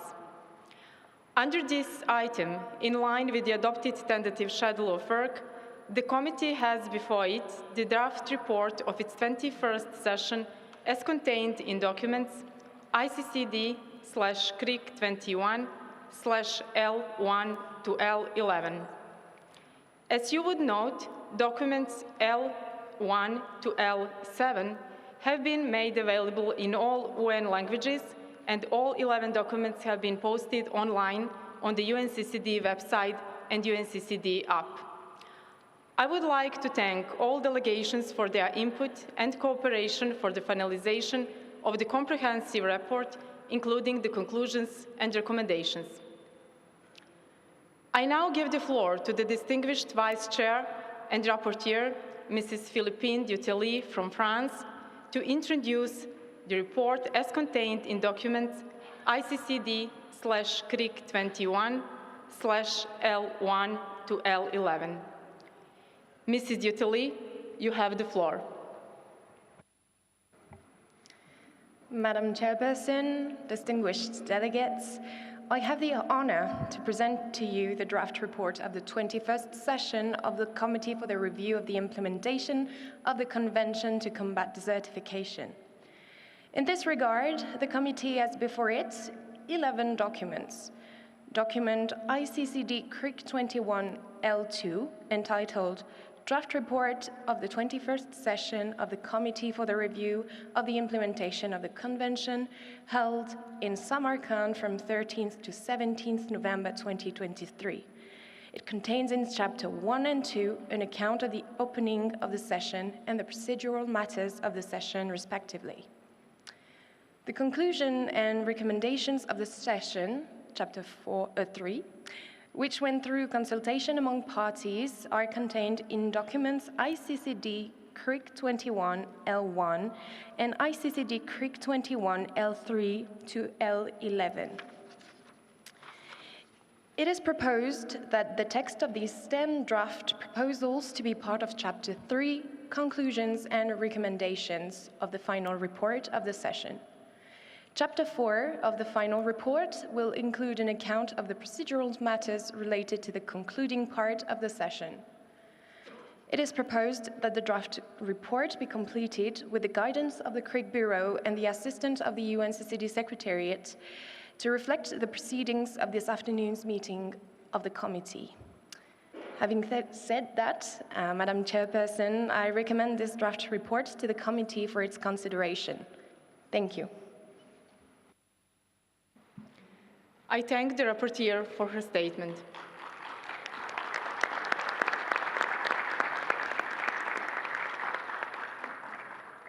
Distinguished delegates, I would like to inform you of how I propose to proceed with our work in this meeting. With regard to the documents before us, I propose to the committee the following order of consideration of the draft proposals by agenda items. First, agenda item 2, assessment of implementation, strategic objectives 1 to 4. Second, agenda item 4, implementation of voluntary land degradation neutrality targets and related implementation efforts. Third, agenda item 6, improving the procedures for communication as well as the quality and formats of reports to be submitted to the Conference of the Parties. Fourth, agenda item 5, progress report of the Intergovernmental Working Group on Effective Policy and Implementation Measures for Addressing Drought under the UNCCD. Sixth, agenda item 7, policy frameworks and thematic topics, sand and dust storms, drought, land tenure, and gender. And finally, 7, agenda item 3, financial flows, strategic objective 5. Eighth, Agenda item 8, adoption of the report of the Committee for the Review of the Implementation of the Convention to the Conference of the Parties. After all the draft proposals are adopted, I will open the floor for statements by regional and interest groups. May I take it that this proposal is agreeable to all? I hear no objection. It is so decided.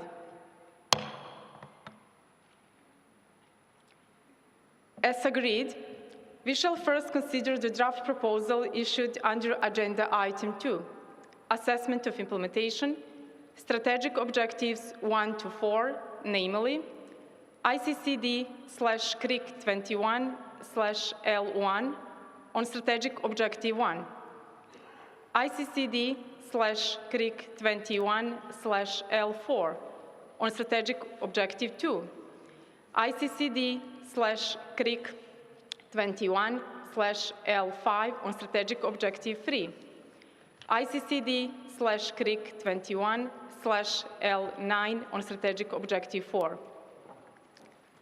May I take it that the committee wishes to adopt the draft proposals contained in document ICCD/CRIC 21/L1 on Strategic Objective 1?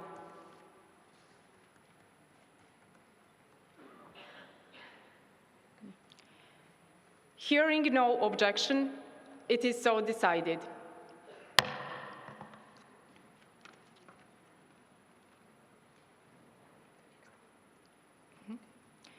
May I take it that the committee wishes to adopt the draft proposal contained in document ICCD/CRIC 21/L4 on Strategic Objective 2?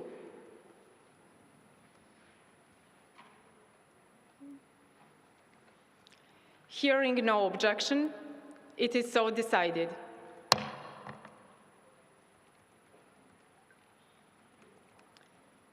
May I take it that the committee wishes to adopt the draft proposal contained in document ICCD/CRIC 21/L5 on Strategic Objective 3?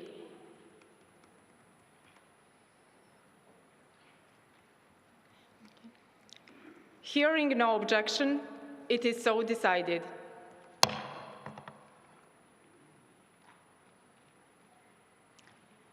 May I take it that the committee wishes to adopt the draft proposal contained in document ICCD/CRIC 21/L9 on Strategic Objective 4?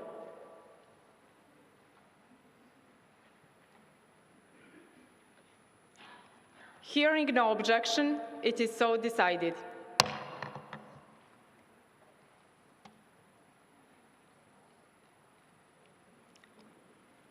Distinguished delegates, we shall continue now with the draft proposal issued under Agenda Item 4, Implementation of Voluntary Land Degradation Neutrality Targets and Related Implementation Efforts, namely ICCD/CRIC 21/L3. May I take it that the committee wishes to adopt the draft proposal contained in document ICCD/CRIC 21/L3?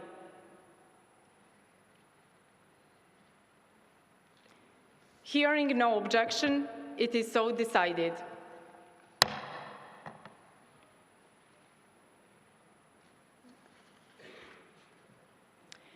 Distinguished delegates, the next draft proposal to be considered by the committee will be the one issued under Agenda Item 6, improving the procedures for communication as well as the quality and formats of reports to be submitted to the Conference of the Parties, namely ICCD/CRIC 21/L11.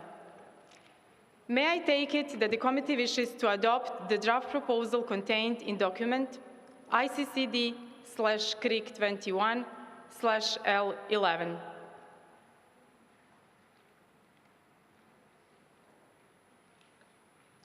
Hearing no objection, it is so decided.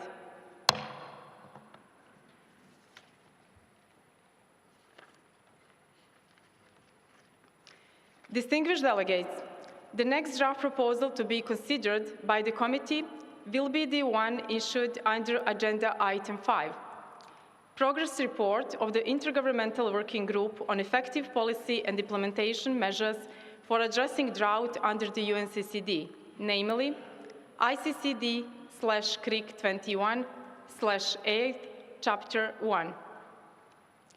May I take it that the committee wishes to adopt the draft proposals contained in document ICCD/CRIC 21/8, Chapter 1.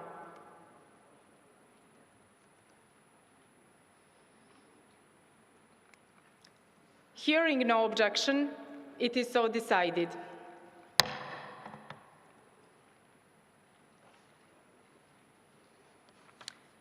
Distinguished delegates, the next draft proposal to be considered by the committee are those issued under Agenda Item 7, Policy Frameworks and Thematic Topics, Sand and Dust Storms, Drought, Land Tenure and Gender, namely ICCD/CRIC 21/L6, Policy Frameworks and Thematic Issues, Gender, Land Tenure, ICCD/CRIC 21/L7, Policy Frameworks and Thematic Issues, Sand and Dust Storms, ICCD/CRIC 21/L8, Chapter 2, Follow-up on Policy Frameworks and Thematic Issues, Drought. May I take it that the committee wishes to adopt the draft proposal contained in document ICCD/CRIC 21/L6 on gender and land tenure?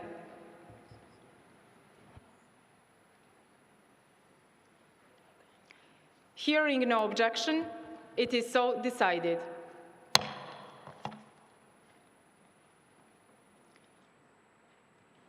May I take it that the committee wishes to adopt the draft proposal contained in document ICCD/CRIC 21/L7 on sand and dust storms?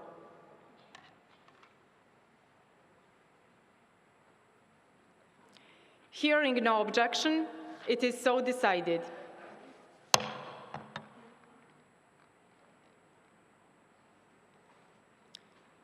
May I take it that the committee wishes to adopt the draft proposal contained in document ICCD/CRIC 21/L8, Chapter 2, Follow-up on Policy Frameworks and Thematic Issues, Drought.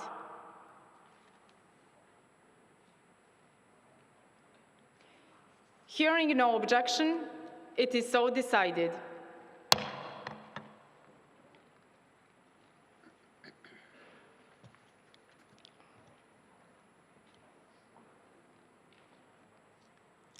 Distinguished delegates, we shall continue now with the draft proposal issued under Agenda Item 3, Financial Flows, Strategic Objective 5, namely ICCD/CRIC 21/L10.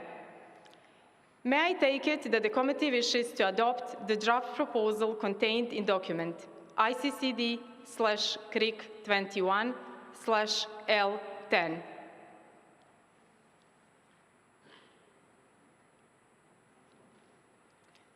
Hearing no objection, it is so decided.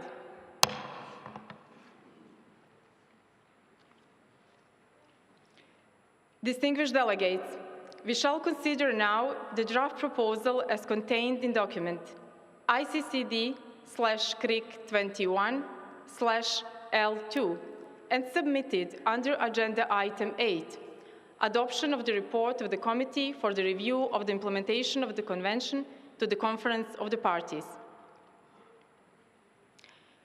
Following the requests by the European Union, I would like to propose an amendment under Chapter B, General Statements, as follows. A new paragraph will be introduced to read, "A statement was delivered by a representative of the European Union." In line with this, paragraph 6 of the same Chapter B, General Statements, will be amended and read as follows. Statements were also made by the representatives of Morocco on behalf of the African Group, Pakistan on behalf of the Asia-Pacific Group, Ecuador on behalf of the Group of Latin American and Caribbean countries, Hungary on behalf of the Regional Implementation Annex for the Northern Mediterranean, Annex 4, and Armenia on behalf of the Regional Implementation Annex for Central and Eastern Europe, Annex 5. May I take it that the committee wishes to adopt the draft proposal contained in document ICCD/CRIC 21/L2 as orally revised?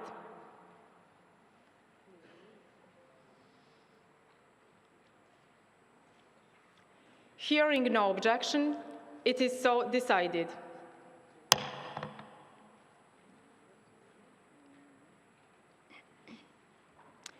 May I take it that the committee approves the draft report of this session as contained in documents ICCD/CRIC 21/L1 to L11 as a whole, as orally corrected, taking into account the comments just made and trusted the rapporteur in consultation with the Bureau and the UNCCD Secretariat to finalize it.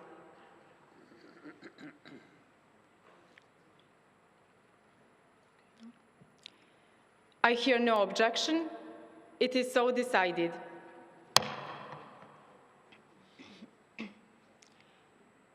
We have thus concluded our consideration of all items on our agenda for the 21st session of the Committee for the Review of the Implementation of the Convention to Combat Desertification. Distinguished delegates, ladies and gentlemen, we have come to the end of the 21st session of the Committee for the Review of the Implementation of the Convention to Combat Desertification. Before we conclude, are there any delegations who wish to make a statement?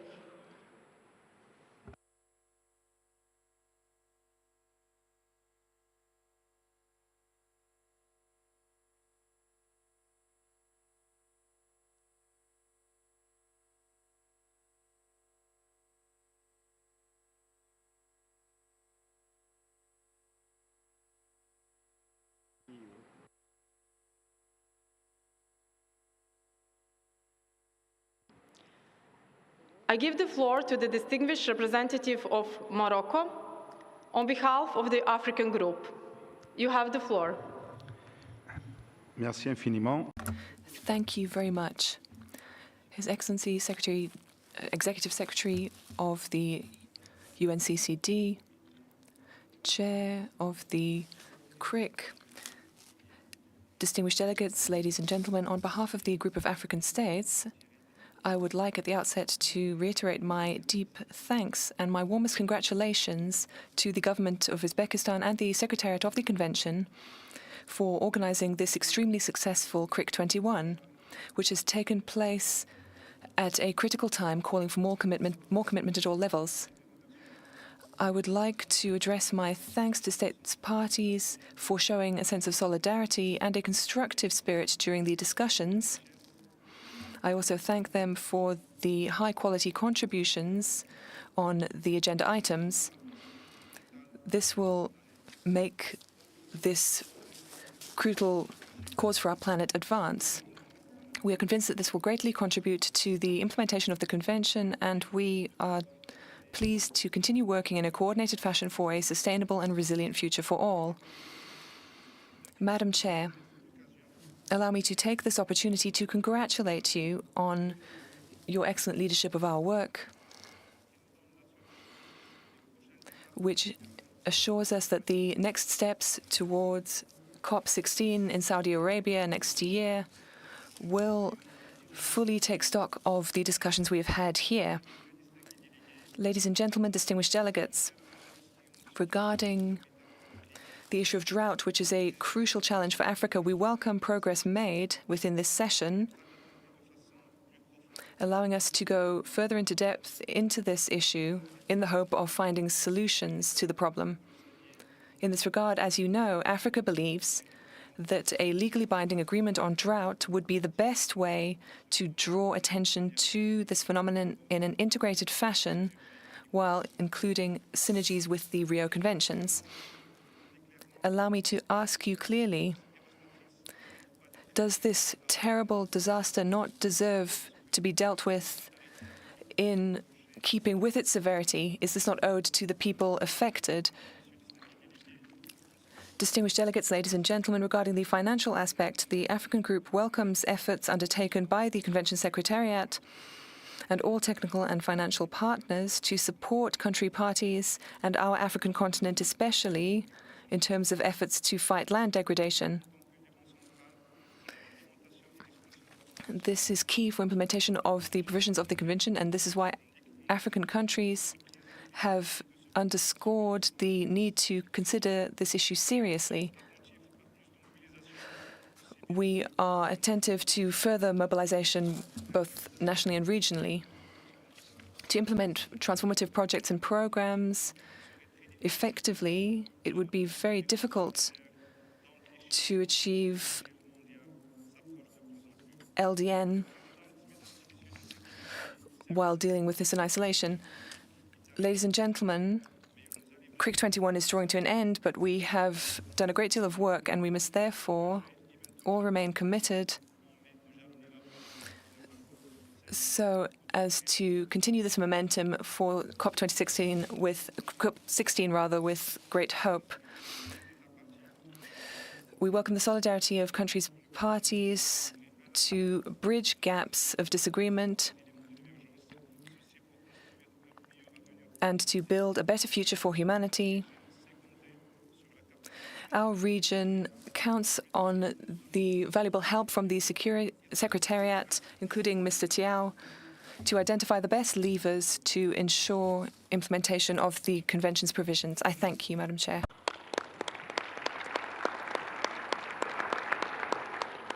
Thank you for your statement. I give now the floor to the distinguished representative of European Union. You have the floor. Thank you very much, Madam Chair.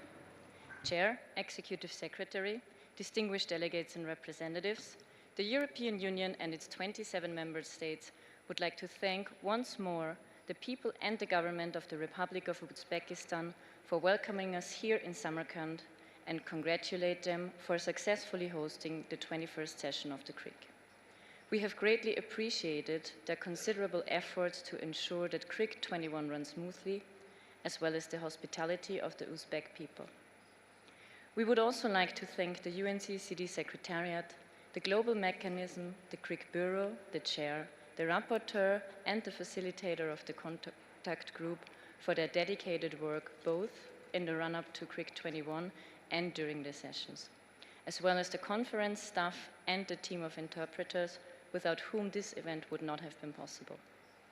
The EU and its member states would like to welcome once more the Secretariat's analysis of the national reports on the implementation of the Convention and thank all the parties, panelists and civil society organization representatives for the fruitful discussions that we have had over the last days. We believe that monitoring and reviewing the implementation of the objectives of the UNCCD is crucial, and that we must continue to improve the reporting process to ensure that future analyses are more comprehensive, less uncertain, and ultimately more useful to catalyze effective decision-making and action. We still have a long way to achieve SDG target 15.3, and we have to step up our collective efforts to combat desertification, land degradation and droughts, sand and dust storm, and achieve gender and social equality, to which the EU is fully committed. In this regard, we have stressed the importance of synergies between the UNCCD and the land agendas of the other Rio Conventions and other multilateral environmental processes. We believe that enhancing the synergies in the implementation of measures for protection, sustainable use and restoration of land makes the most effective use of resources and enhances the position of the UNCCD as the main forum for land issues. Furthermore, our discussions have shown the importance of securing financing, capacity building, sustainable land management practices, such as nature-based solution and agroecological practices, and the need for increased policy coherence in addressing DLDD as we aim to achieve LDN by 2030. We saw a lot of interest in the thematic issues, which shows that they deserve equal visibility on the agendas of future sessions. We particularly appreciated the convening of the Gender Caucus, and we are looking forward to its future sessions. The discussions here in Samarkand have also confirmed that drought is truly an issue of global relevance that needs urgently be addressed, and we appreciate the different views that parties have shared. CRIC 21 has also offered us the opportunity to learn more about the efforts made to mitigate sand and dust storms, especially in Central Asia. Moreover, we appreciate the enriching discussions at the side events and thank the organizers and participants. Our discussions brought also more clarities which issues we need to discuss as we proceed towards COP16. The question, what role civil society organization will play in the future meetings, is one of them. With sufficient clarity and openness, we will be able to find a joint solution. We are also confident that the decisions at COP16 will convey strong messages to the participants in the negotiations of the GEF9 replenishment. We are looking forward to participating in COP16 and to seeing the outcomes of the Intergovernmental Working Group on Drought and the Intergovernmental Working Group on the Midterm Evaluation, as well as to all the other activities and events related to DLDD that will be organized in the run-up to COP16. Chair, Executive Secretary, distinguished delegates and representatives, thank you very much for your attention.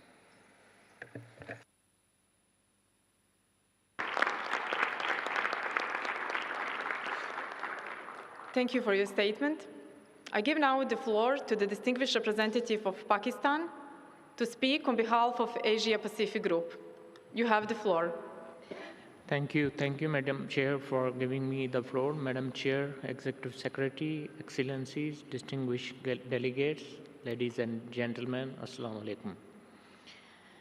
As we come to the close of this 21st session of the Committee for Review of the Implementation of the Convention here in Samarkand, the Asia Pacific Group extends its deepest gratitude to the people and government of Uzbekistan for their warm hospitality and the organization of this significant event and excellent arrangements for this meeting. The Asia Pacific Group would like to extend our thanks to the Secretariat and GM staff, to the interpreters, the staff and volunteers that supported the important work of CRIC.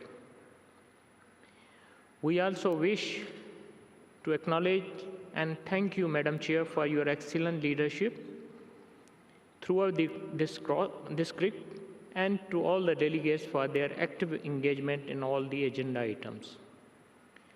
Over the course of this session, we have engaged in robust discussions, shared valuable insights, and forged stronger partnerships to confront the environmental challenges that threaten our shared future. The Asia Pacific Group has reviewed the progress of IWGs and the crucial work they facilitate. We have welcomed the opportunity to be heard on our collective experience of national reporting, the challenges faced, and the recommendations for improvement. Hearing the voices and acknowledging the perspective of our diverse community of countries, it underscores the need for enhanced cooperation, knowledge sharing, capacity building, and mobilization of resources to combat desertification, land degradation, sand and dust storms, drought, and achieve land degradation neutrality and sustainable land management. We welcome the high-level event organized by the government of Uzbekistan on sand and dust storms, and the multiple side events that provided informative and thought-provoking opportunities for learning and exchange of experiences. We reaffirm our commitment to sustainable management of land resources, to strengthening the resilience of our communities against environmental adversities, and to contributing to the global effort in combating in combating desertification, sand and dust storms, land degradation, and drought.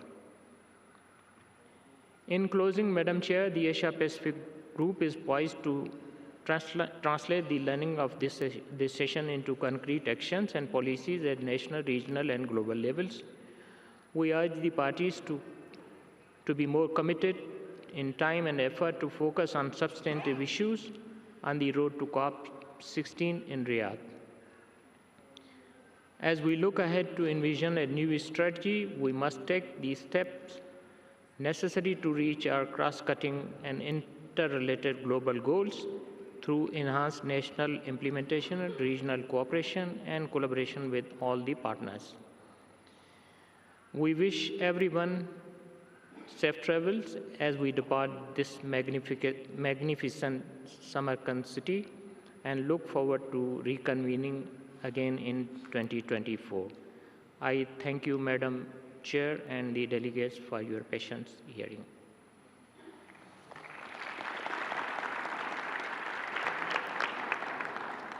Thank you for your statement. I give now the floor to the distinguished representative of Ecuador to speak on behalf of GRULAC. You have the floor. Señora Presidenta. Madam Chair, Excellencies, distinguished colleagues, Ecuador has the honor to deliver this closing statement on behalf of the group of Latin American and Caribbean countries, GRULAC.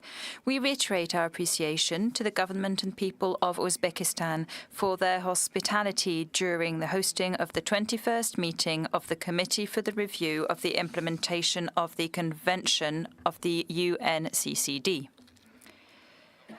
CRIC has once again proven to be an important space to review, debate, and advance on issues and recommendations in the run-up to the COP, and to do so on crucial matters related to desertification, land degradation, and drought through concrete and effective strategies.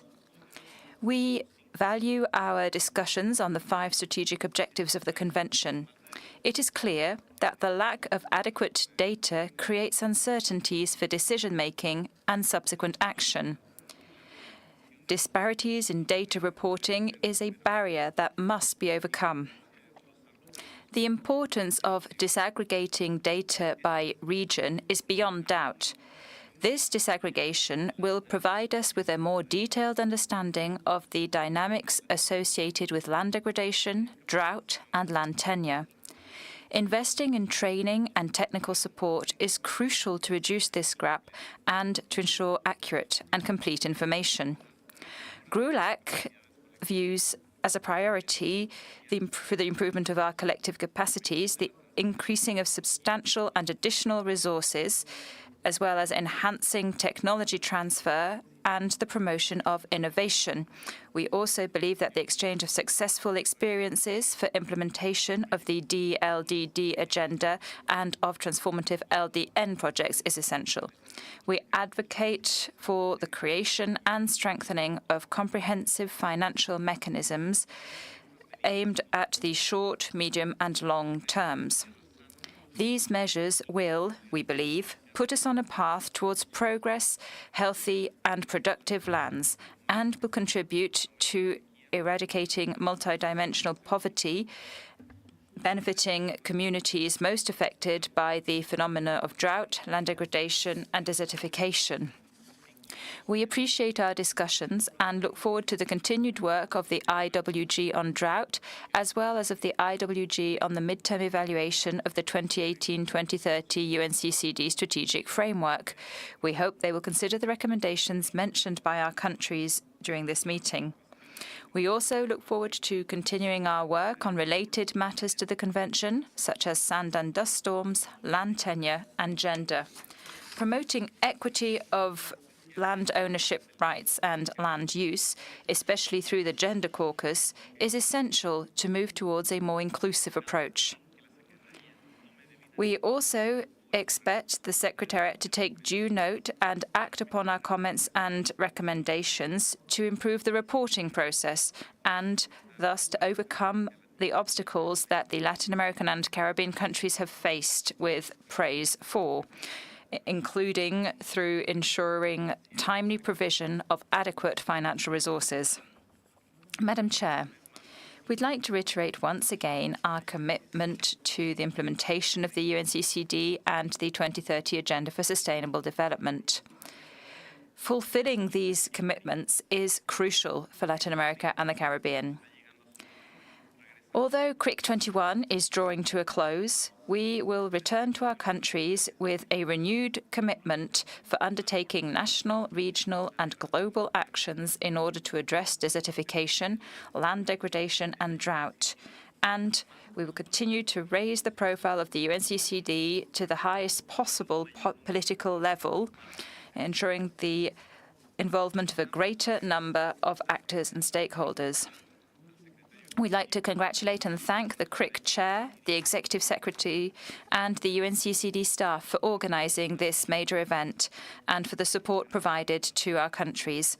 We'd also like to thank the media for delivering objective information and for raising awareness about these topics among the general public.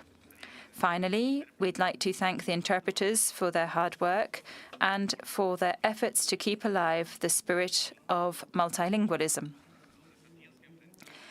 The challenges we face stand tall, but with determination and collaboration, we can overcome them. Let us continue working and creating mutual understandings as we walk towards COP16 in Riyadh, Saudi Arabia, in order to build a more sustainable and resilient future for all. Thank you. Thank you for your statement. I give now the floor to the distinguished representative of Hungary on behalf of Regional Implementation Annex for Northern Mediterranean. You have the floor. Thank you, Madam Chair. Mr. Executive Secretary, Madam Chair, distinguished delegates, ladies and gentlemen, as we draw the curtains of the 21st session of the Committee for the Review of the Implementation of the Convention in Samarkand, on behalf of the Regional Implementation Annex for the Northern Mediterranean countries, I would like to extend our sincere gratitude to the government and the people of the Republic of Uzbekistan for hosting this event and reiterate our commitment demonstrated throughout our contribution on the diverse and critical agenda items. We would also thank the UNCCD Secretariat and the GM for their support and for all their outstanding efforts, particularly in the preparation of accurate background documents. The past few days have been marked by meaningful discussions, insightful exchanges, and a shared sense of purpose to address the challenges posed by land degradation, desertification, and drought. We have explored a broad spectrum of topics, each with its own significance and bearing on the implementation of the UNCCD's mandate. The assessment of the implementation of strategic objectives 1 to 4 has provided us with valuable insights into our progress and the need to step up global efforts to achieve land degradation neutrality and improving living conditions of affected populations. The analysis of the successes achieved so far and the challenges ahead contribute also to underscore the importance of aligning our actions with our commitments. The discussions surrounding financial flows under Strategic Objective 5 have highlighted the need for appropriate, robust financing mechanisms to support our endeavors and strengthen our actions. Financial sustainability remains paramount as we work towards achieving our shared goals. The discussions on the LDN target setting program and the implementation of voluntary land degradation neutrality targets has shown us the power of cross-sectoral, coordinated and synergistic action. We must remain steadfast in our resolve and reinforce our efforts if we want to move closer to halting land degradation and the loss of productive land. The progress report from the Intergovernmental Working Group on Drought has highlighted the pressing need for innovative and adaptive solutions to this ever-present challenge and their growing impacts due to climate change. We would like to express our gratitude to the IWG members for their work, and we are looking forward to the results to inform and support our decisions. Our commitment to improving the reporting process signifies our dedication to achieve a process that could underpin UNCCD and national decision-making. We hope that we can work together to continue improving the UNCCD reporting process, especially regarding geographical data and as well as its comparability.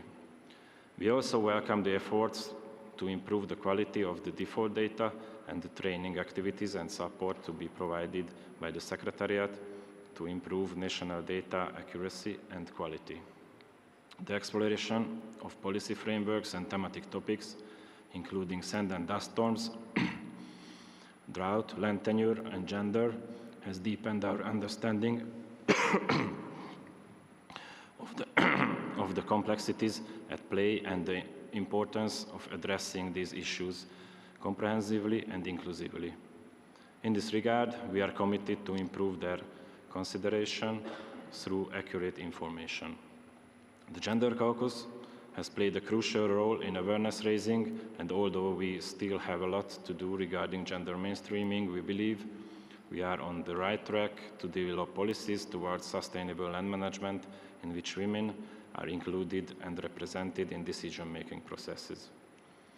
We would like to thank the members of the IWG on the midterm evaluation of the 2018-30 strategic framework for their work and encourage them to take into account the suggestions made by parties in the participatory consultation. Lastly, the adoption of the report of the Committee for the Review of the Implementation of the Convention to the Conference of the Parties, which highlights all expressed opinions, signifies the culmination of our collective work during this session. It represents the continuity of our efforts and conveys the very valuable technical perspective and experiences on the implementation of the UNCCD, upon which appropriate next COP decisions will be formulated. Ladies and gentlemen, as we conclude CRIC 21, I want to emphasize that our region remains committed to the principles and objectives of the UNCCD. We will continue to work diligently and collaboratively to meet our obligations and contribute to a more sustainable and resilient world. We extend our appreciation to all delegates, observers, and organizers for their tireless efforts in making their session a success.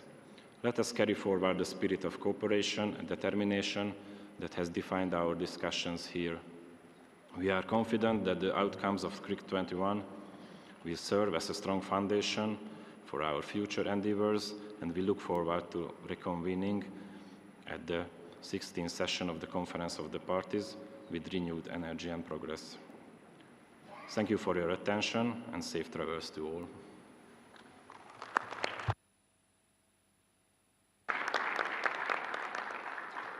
Thank you for your statement. I give now the floor to the distinguished representative of Georgia on behalf of Regional Implementation Annex for Central and Eastern Europe. You have the floor. Thank you, Chair. Madam Chair, Mr. Executive Secretary of UNCCD, Excellencies, distinguished delegates, ladies and gentlemen. On behalf of Annex 5 countries, let me express my gratitude to the government of Uzbekistan and our warmest congratulations on the successful 31st session of UNCCD committed to the review of the implementation of Convention. With the participation of different stakeholders, CRIC expanded its usual boundaries, gaining new dimensions and making the work done by UNCCD family more visible worldwide. However, many challenges and ongoing problems still remain to reach our goal. The sea region welcomes to significant progress that has been made in the past 4 years in the UNCCD national reporting process. We note that for the first time, the UNCCD is able to showcase globally aggregated data developed from official national reports in Price4 on the UNCCD dashboard. We note that the global nature of these results cover all land types and climatic zone for land degradation, through LDN, SDG, and SDG indicator 50.3.1, and through the SO3 indicators on drought resilience.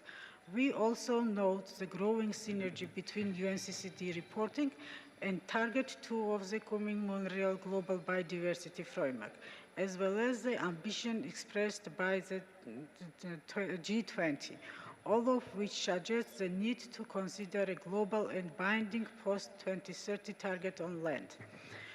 Recognizing actual global coverage of the UNCCD reporting process and the global significance of indicator 50.3.1 based on the concept of LDN that goes beyond just arid, semi-arid, and dry subhumid regions, as well as considering the enhancing role of the Convention in addressing drought management at the global, regional, and national levels, and development of land-based solutions for sustainable land use, climate change adaptation, and ecosystem restoration.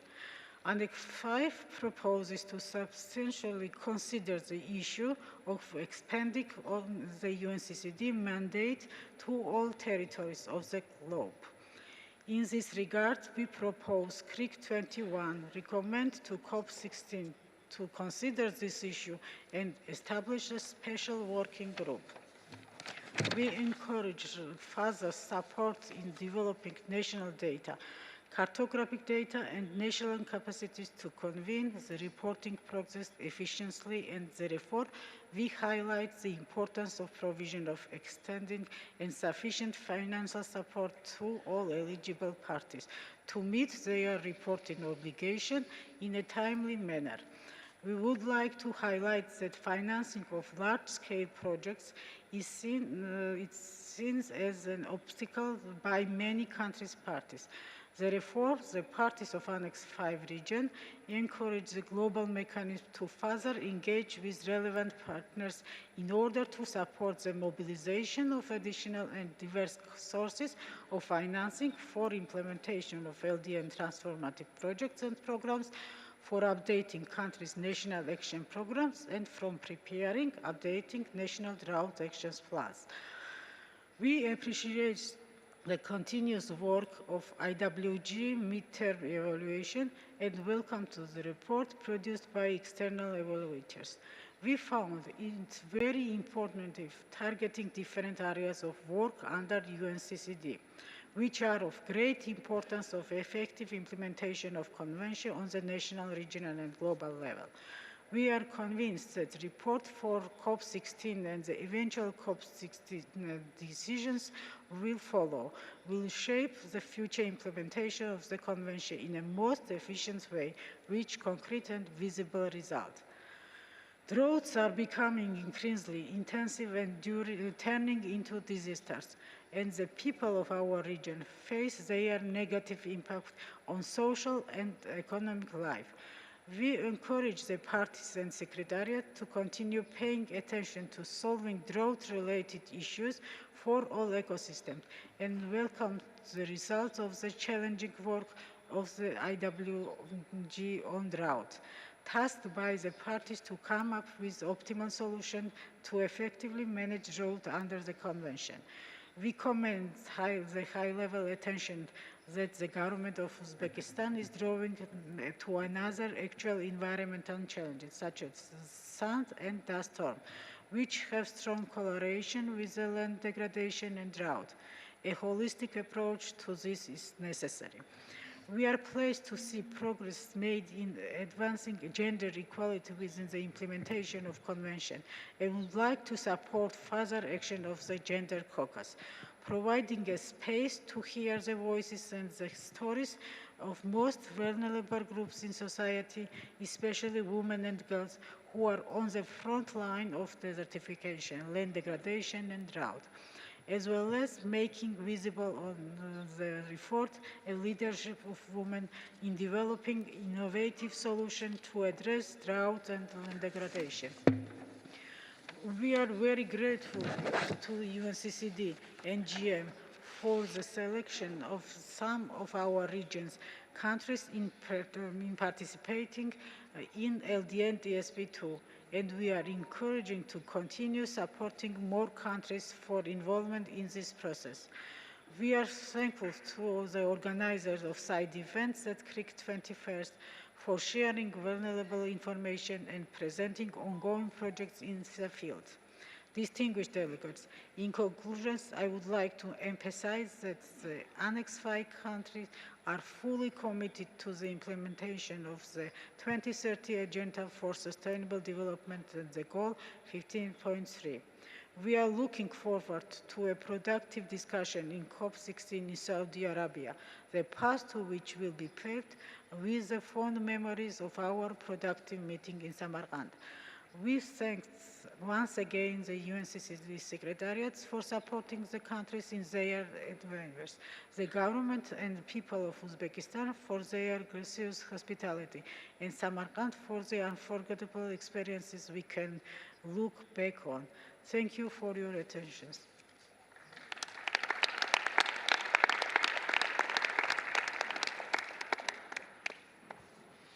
Thank you for your statement. I give now the floor to the distinguished representative of the Republic of Moldova. You have the floor. Thank you.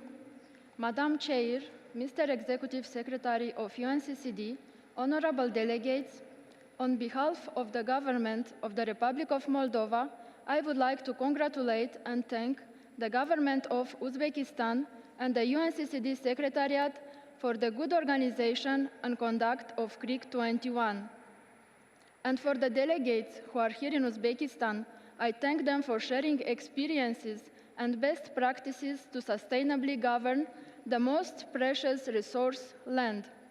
Republic of Moldova extends sincere gratitude to the UNCCD, JEF, and UNEP for their unwavering support throughout the reporting process, particularly in the utilization of the innovative Price4 platform. We take this opportunity to update the Assembly on our ongoing commitment to environmental stewardship. Moldova is currently in a transformative process of reforms, including the environmental strategy, which contain a separate section on combating desertification and mitigating the effects of drought.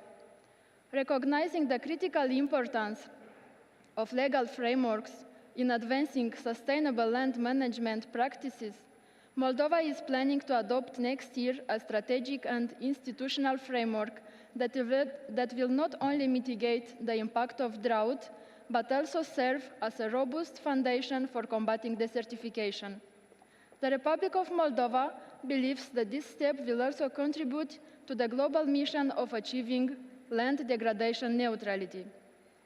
We express our sincere appreciation that Moldova is among the 18 selected countries for the Land Degradation Neutrality Target Setting Program. This selection reaffirms our dedication to achieving land degradation neutrality, and Moldova is ready to actively engage in the LDN-TSP2 process, contributing to the global mission. As a part of our ongoing efforts, we are pleased to announce our intention to organize an interregional workshop in the Republic of Moldova, Chișinău, on drought and land degradation neutrality. At our Annex 4 preparatory regional meeting, the parties supported the initiative of Moldova. We believe that these events provide an excellent opportunity to raise awareness and promote sustainable practices in managing our natural resources. To ensure the success of this workshop, we would be very grateful for UNCCD Secretariat's support as well as participation in the event. We are eager to collaborate with the UNCCD Secretariat to leverage its expertise, resources, and promotional assistance. We are currently in the initial stage of planning, and we would greatly appreciate the possibility to engage in further discussions and work closely with the Secretariat to refine the workshop's objectives, agenda, and logistics, and turn this initiative into a meaningful contribution. Thank you for considering our proposal. In conclusion, we express our appreciation for the collaborative spirit that defines the UNCCD process. Moldova remains committed to actively engage in the global effort to combat desertification and promote sustainable land management. Madam Chair, Mr. Executive Secretary, honorable delegates, thank you so much for your attention.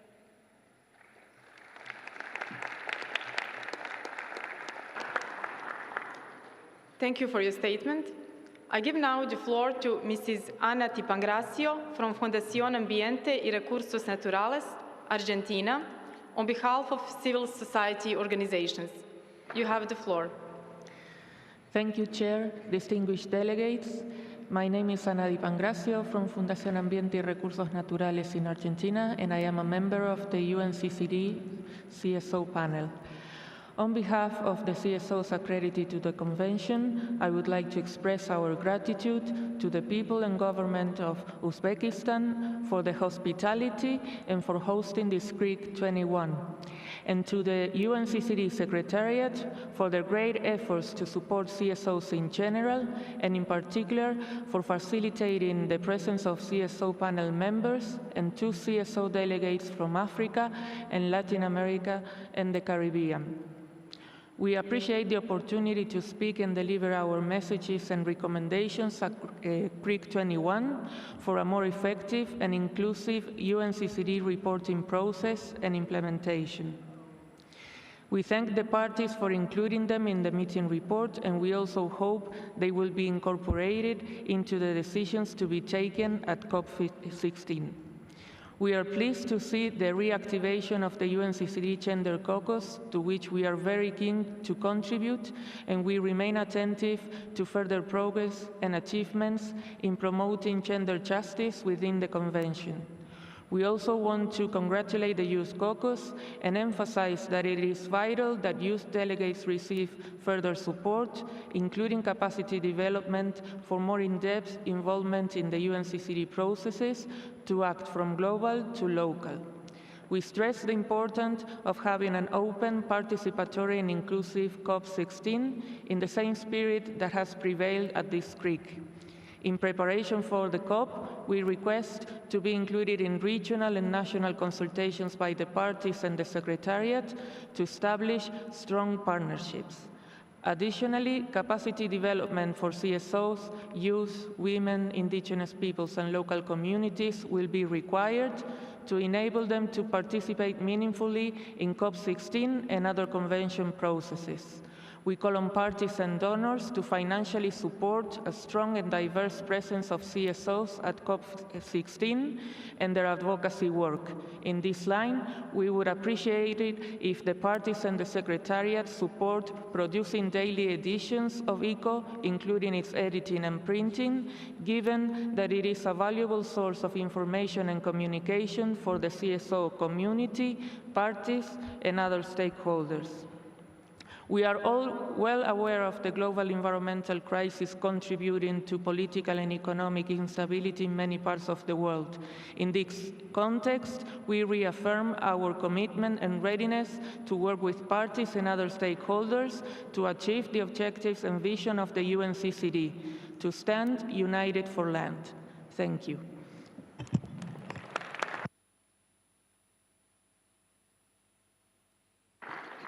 Thank you for your statement.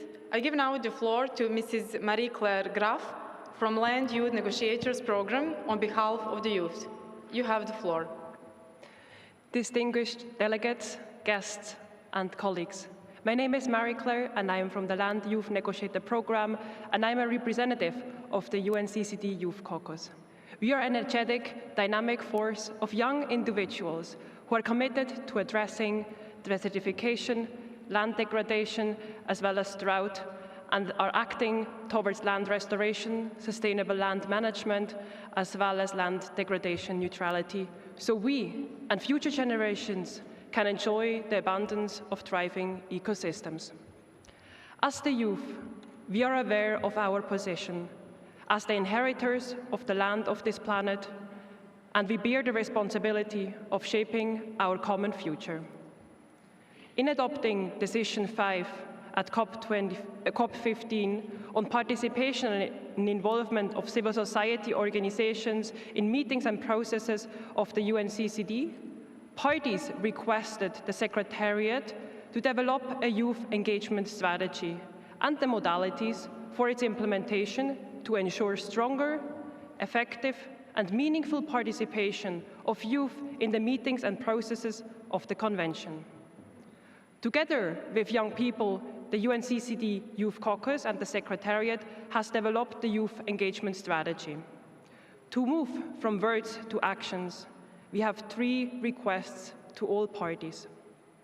First, we call on all parties to assist the Secretariat in strengthening the youth engagement strategy. Second, we urge all parties to reach a unified, future-proof agreement on youth engagement at COP16, showing your true commitment to young and future generations. Third, we invite all parties to walk the talk and include young people, especially the ones who rely on land for their livelihoods and are on the forefront to fight for land justice, to be part of national delegations at COP16. We know how complex these processes and negotiations can be, not only for young people. Hence, to ensure the young delegates and negotiators are well equipped, we launched the Land Youth Negotiator Program here at CRIC 21. The Land Youth Negotiator Program is the first global intergenerational program aimed at redressing the systemic inequalities of the representation and leadership of young people in multilateral negotiations and decision-making at the CCD. The root causes are tackled by enabling and empowering the next generation of land negotiators with the skills, the knowledge, the community, the networks, and resources to deliver transformative change. We, the youth, recognize the urgency of action and call upon all parties to reaffirm their commitment to the Convention, strengthen implementation efforts, and scale up ambitious initiatives that address the root causes of land degradation. It is imperative that we integrate sustainable land management practices into our policies, invest in innovative technologies, and foster collaboration between governments, civil society, and the private sector. Without reiteration, we express our full support of all points raised by our friends from the CSO panel. To conclude, it's important to note that young people are not just beneficiaries, but are key stakeholders. Our voices must be heard and all our perspectives valued in implementation, financing, and decision-making processes at all levels. We call for increased representation of young people in all areas, ensuring that our unique perspectives and insight, fresh ideas contribute to the development of effective and inclusive strategies and implementation. We, the youth, stand ready to collaborate with you, the governments, international organizations, and fellow young people to create a sustainable and resilient future. Now the question, are you too? Together, let's work towards a world where our land thrives, providing for current and future generations alike. We thank you for your attention.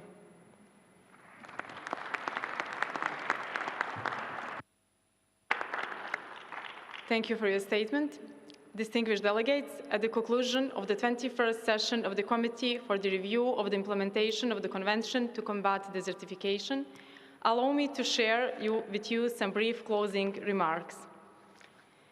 Your Excellencies, Mr. Kudratov Obidjan, First Deputy Minister of Ecology, Environmental Protection and Climate Change, UNCCD Executive Secretary, Mr. Ibrahim Tiao, distinguished delegates, distinguished representatives from the civil society and international organizations, ladies and gentlemen, participants of the 21st session of the Committee for the Review of the Implementation of the Convention to Combat Desertification.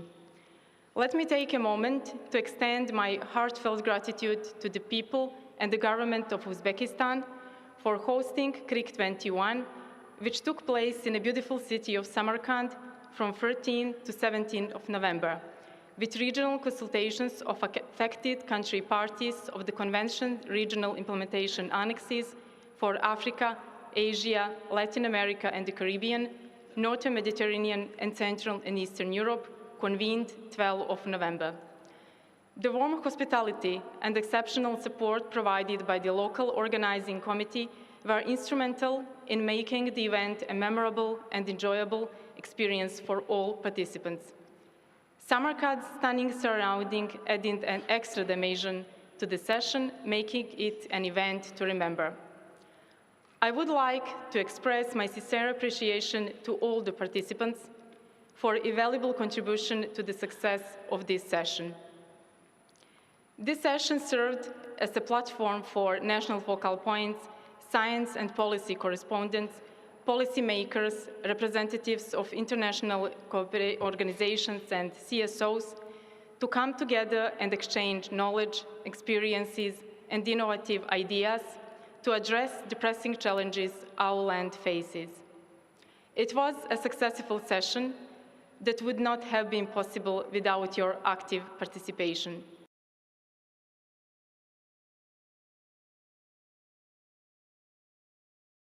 The entire session. A special word of thanks goes to the UNCCD Secretariat for the presentations provided and for ensuring the smooth flow of the program in a collaborative and engaging atmosphere. Distinguished delegates, the 21st session of the CRIC gave an opportunity to parties to assess the implementation of the strategic objectives outlined in the 2018-2030 UNCCD strategic framework and its associated implementation framework. During this session, parties reviewed progress and provided specific recommendations aimed at enhancing and achieving the strategic goals set forth by the Convention. This process of review is vital in shaping the future direction and effectiveness, as it allows the identification of areas where improvements are needed and guides parties in their efforts to combat desertification, land degradation, and drought. It underscores the commitments of country parties to work collectively towards sustainable land management and environmental preservation. The presentation of updates on LDN activities enabled showcase the progress made in LDN target setting implementation, as well as the role played by key partners and financial mechanisms. The noted progress indicates the commitment of countries and their partners to achieving land degradation neutrality and advancing sustainable land management practices worldwide. Furthermore, as drought is a complex environmental problem that affects numerous regions around the world and has severe consequences for ecosystems, agriculture, water resources, and human livelihoods, the presentation of the progress report prepared by the Intergovernmental Working Group on Drought represents a significant step in advancing efforts to tackle drought-related challenges. It affirms the commitment of the UNCCD and the country parties to address one of the most critical environmental challenges of our time. Additionally, in accordance with the COP decision, the participatory consultations on mid-term evaluation of the UNCCD strategic framework were organized to engage in a dialogue about the conclusions and recommendations of an independent assessment. This inclusive process is important for identifying potential actions and strategies to improve the implementation of the strategic framework, making it more effective and responsive to the evolving challenges of land degradation, desertification, and drought, ensuring that the Convention remains responsive to the changing needs and challenges in this critical area of sustainable development. I'm convinced that recommendations arising from a mid-term evaluation of the UNCCD strategic framework will be a catalyst for improving performances and driving progress in the remaining years of the framework. The organization of high-level event on sand dust storms within the framework of CRIC 21 demonstrates the commitment of the government of Uzbekistan and the international community to addressing the complex and far-reaching challenges posed by sand and dust storms with the aim of finding solutions and enhancing resilience in affected regions. With 85 country parties reporting on their approaches and experiences related to gender issue, shows that we are on the right track, but additional efforts need to be done to ensure a gender-responsive and transformative implementation of the Convention. Distinguished delegates, as we move forward, I encourage you to stay connected and continue the fruitful discussions and collaborations that were initiated during the CRIC 21 session. The progress we make in the protection of land is a collective effort, and your contributions are vital in the shaping the future.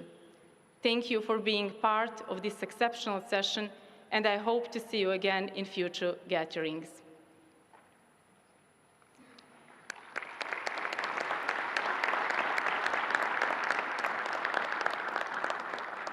Distinguished delegates, ladies and gentlemen, I would like now to invite Mr. Kudratov Obijon, First Deputy Minister of Ecology, Environmental Protection and Climate Change, to address the closing meeting. You have the floor, sir.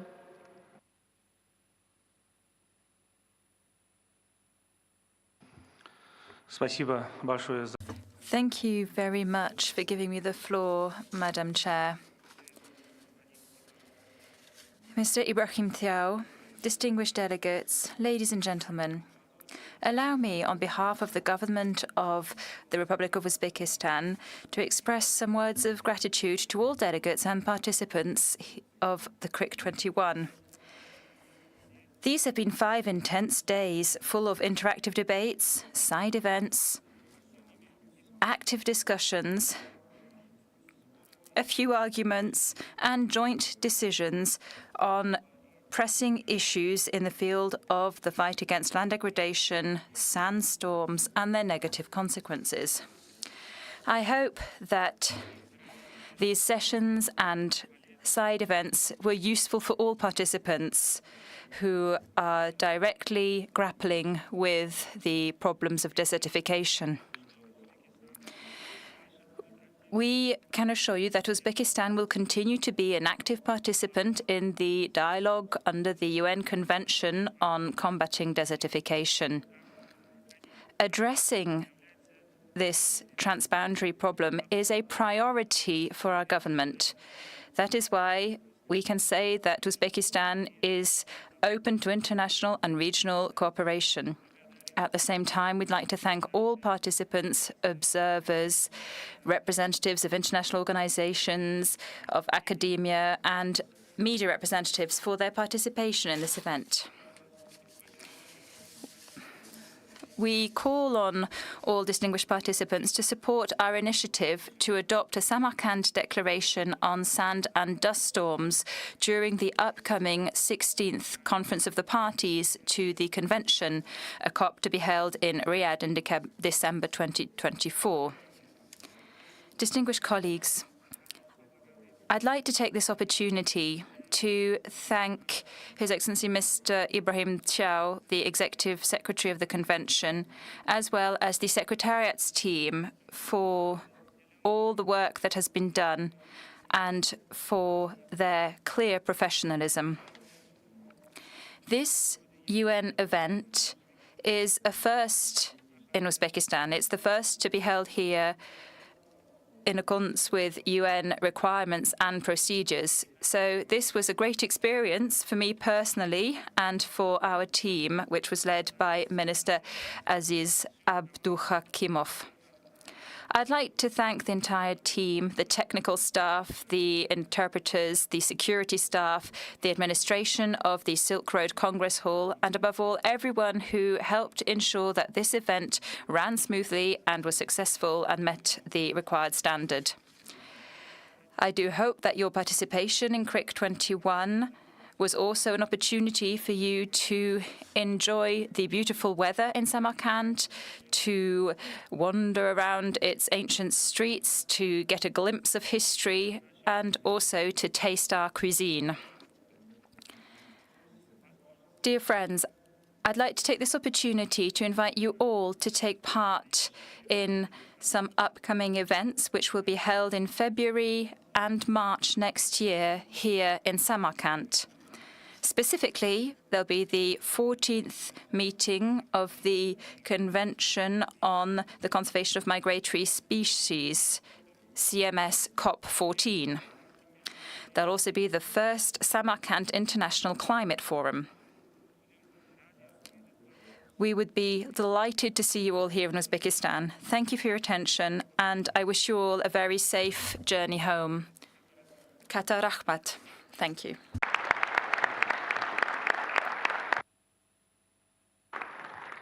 I thank Mr. Kudratov Obichon for his statement. I now give the floor to the Executive Secretary of the United Nations Convention to Combat Desertification, Mr. Ibrahim Tiao. Sir, you have the floor.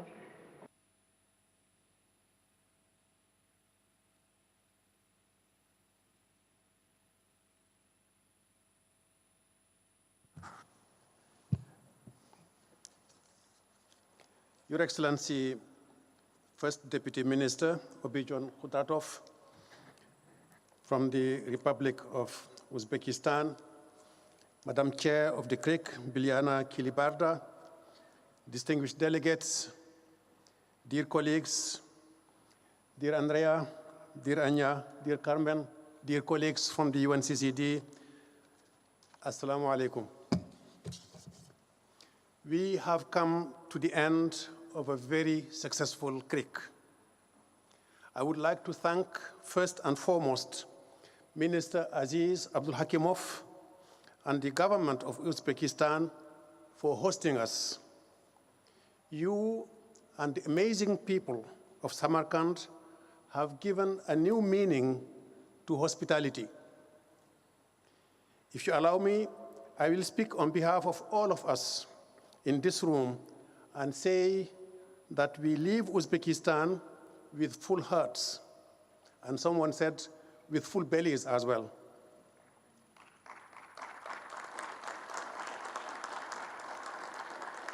Your warm welcome, generosity, kindness go beyond words. Most of us will go back home with bags of memories and souvenirs. Most of us were only hearing about the rich cultures of Uzbekistan.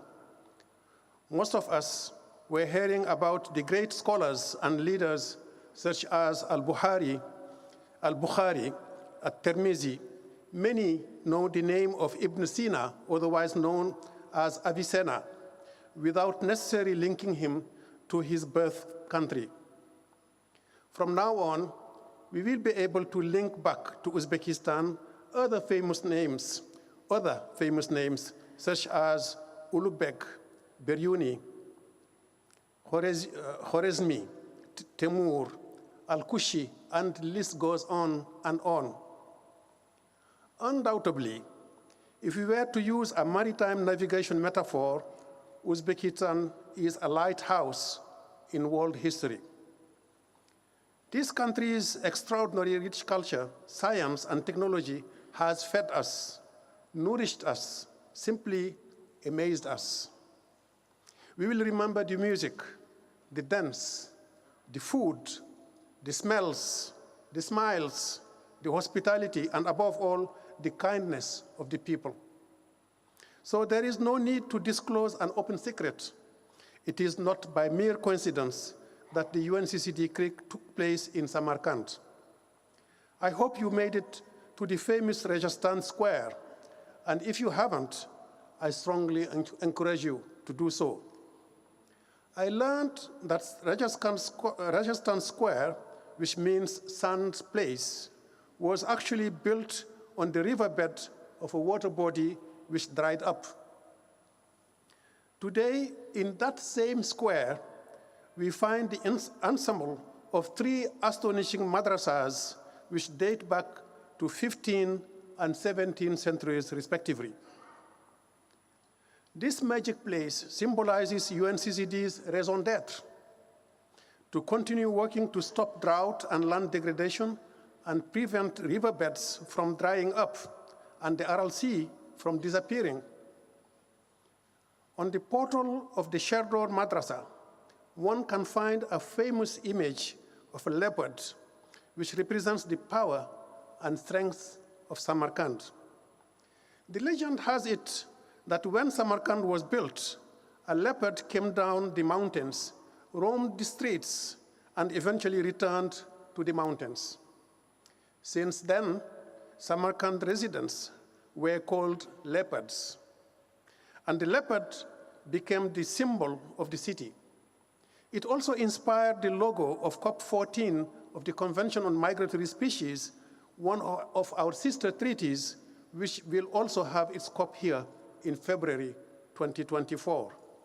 So I would like to pay tribute to the power and strength of our host nation and thank again each and every one of you for making this CRIC possible. In particular, I would like to thank all the volunteers who were so dedicated and who brightened our days.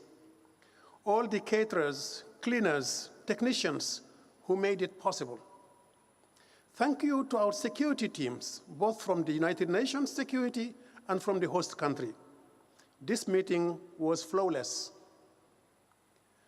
No meeting such as this one would have succeeded without many invisible hands that make light work. Thank you to our editors, our interpreters, our translators, our report writers, and all who, in small or large rooms, made this CRIC a success. A special mention to journalists, social media networks, reporters who were able to share with the rest of the world what we have been doing here in Samarkand.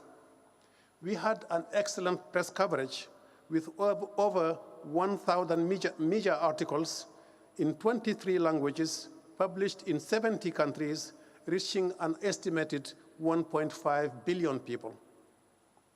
And to all those who made the 2022 reporting possible, to all 126 countries who submitted their national reports, this has made it possible to publish the first dashboard on land degradation in the world. Thank you to the civil society, and thank you also to the youth for your excellent speeches right now. I say amen to all your recommendations. Thank you to the international organizations who attended. Thank you to the intergovernmental organizations, to our partners who were here to contribute and to witness what you are doing. Without our collective determination to address land and drought, this CRIC would not have been the success it was.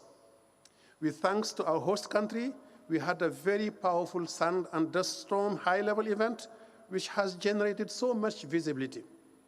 We had excellent discussions on gender, though we all recognize that action on the ground needs to follow our discussions.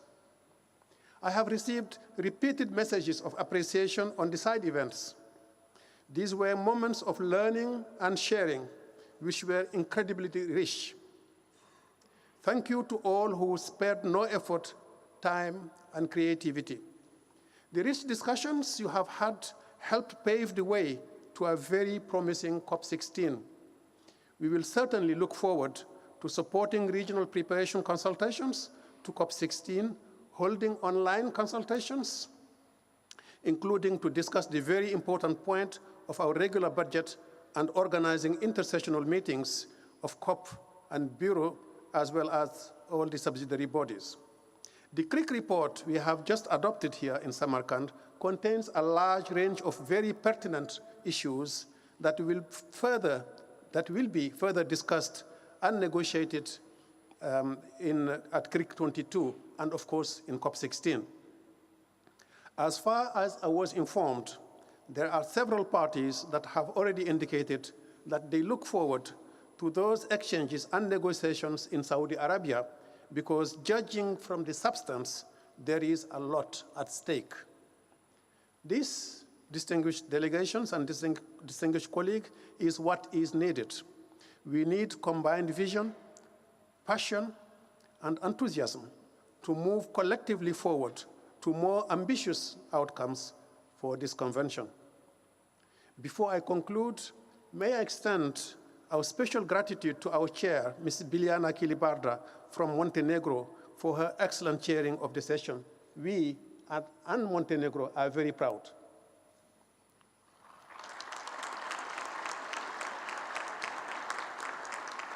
I also want to thank all members of the CRIC Bureau and members of the COP15 Bureau, which also met here in Samarkand. Distinguished delegates, while many of you will be leaving Samarkand today or tomorrow, some of us or some of our colleagues will continue to work on the Intergovernmental Working Group on midterm evaluation and the Intergovernmental Working Group on Drought. These carry a lot of importance. So I wish you all the best in your deliberations. I wish you bon voyage, and until we meet again, I say Rahmat. Thank you.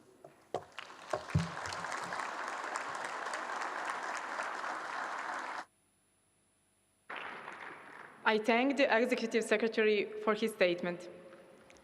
I hereby declare closed the 21st session of the Committee for the Review of the Implementation of the Convention to Combat Desertification.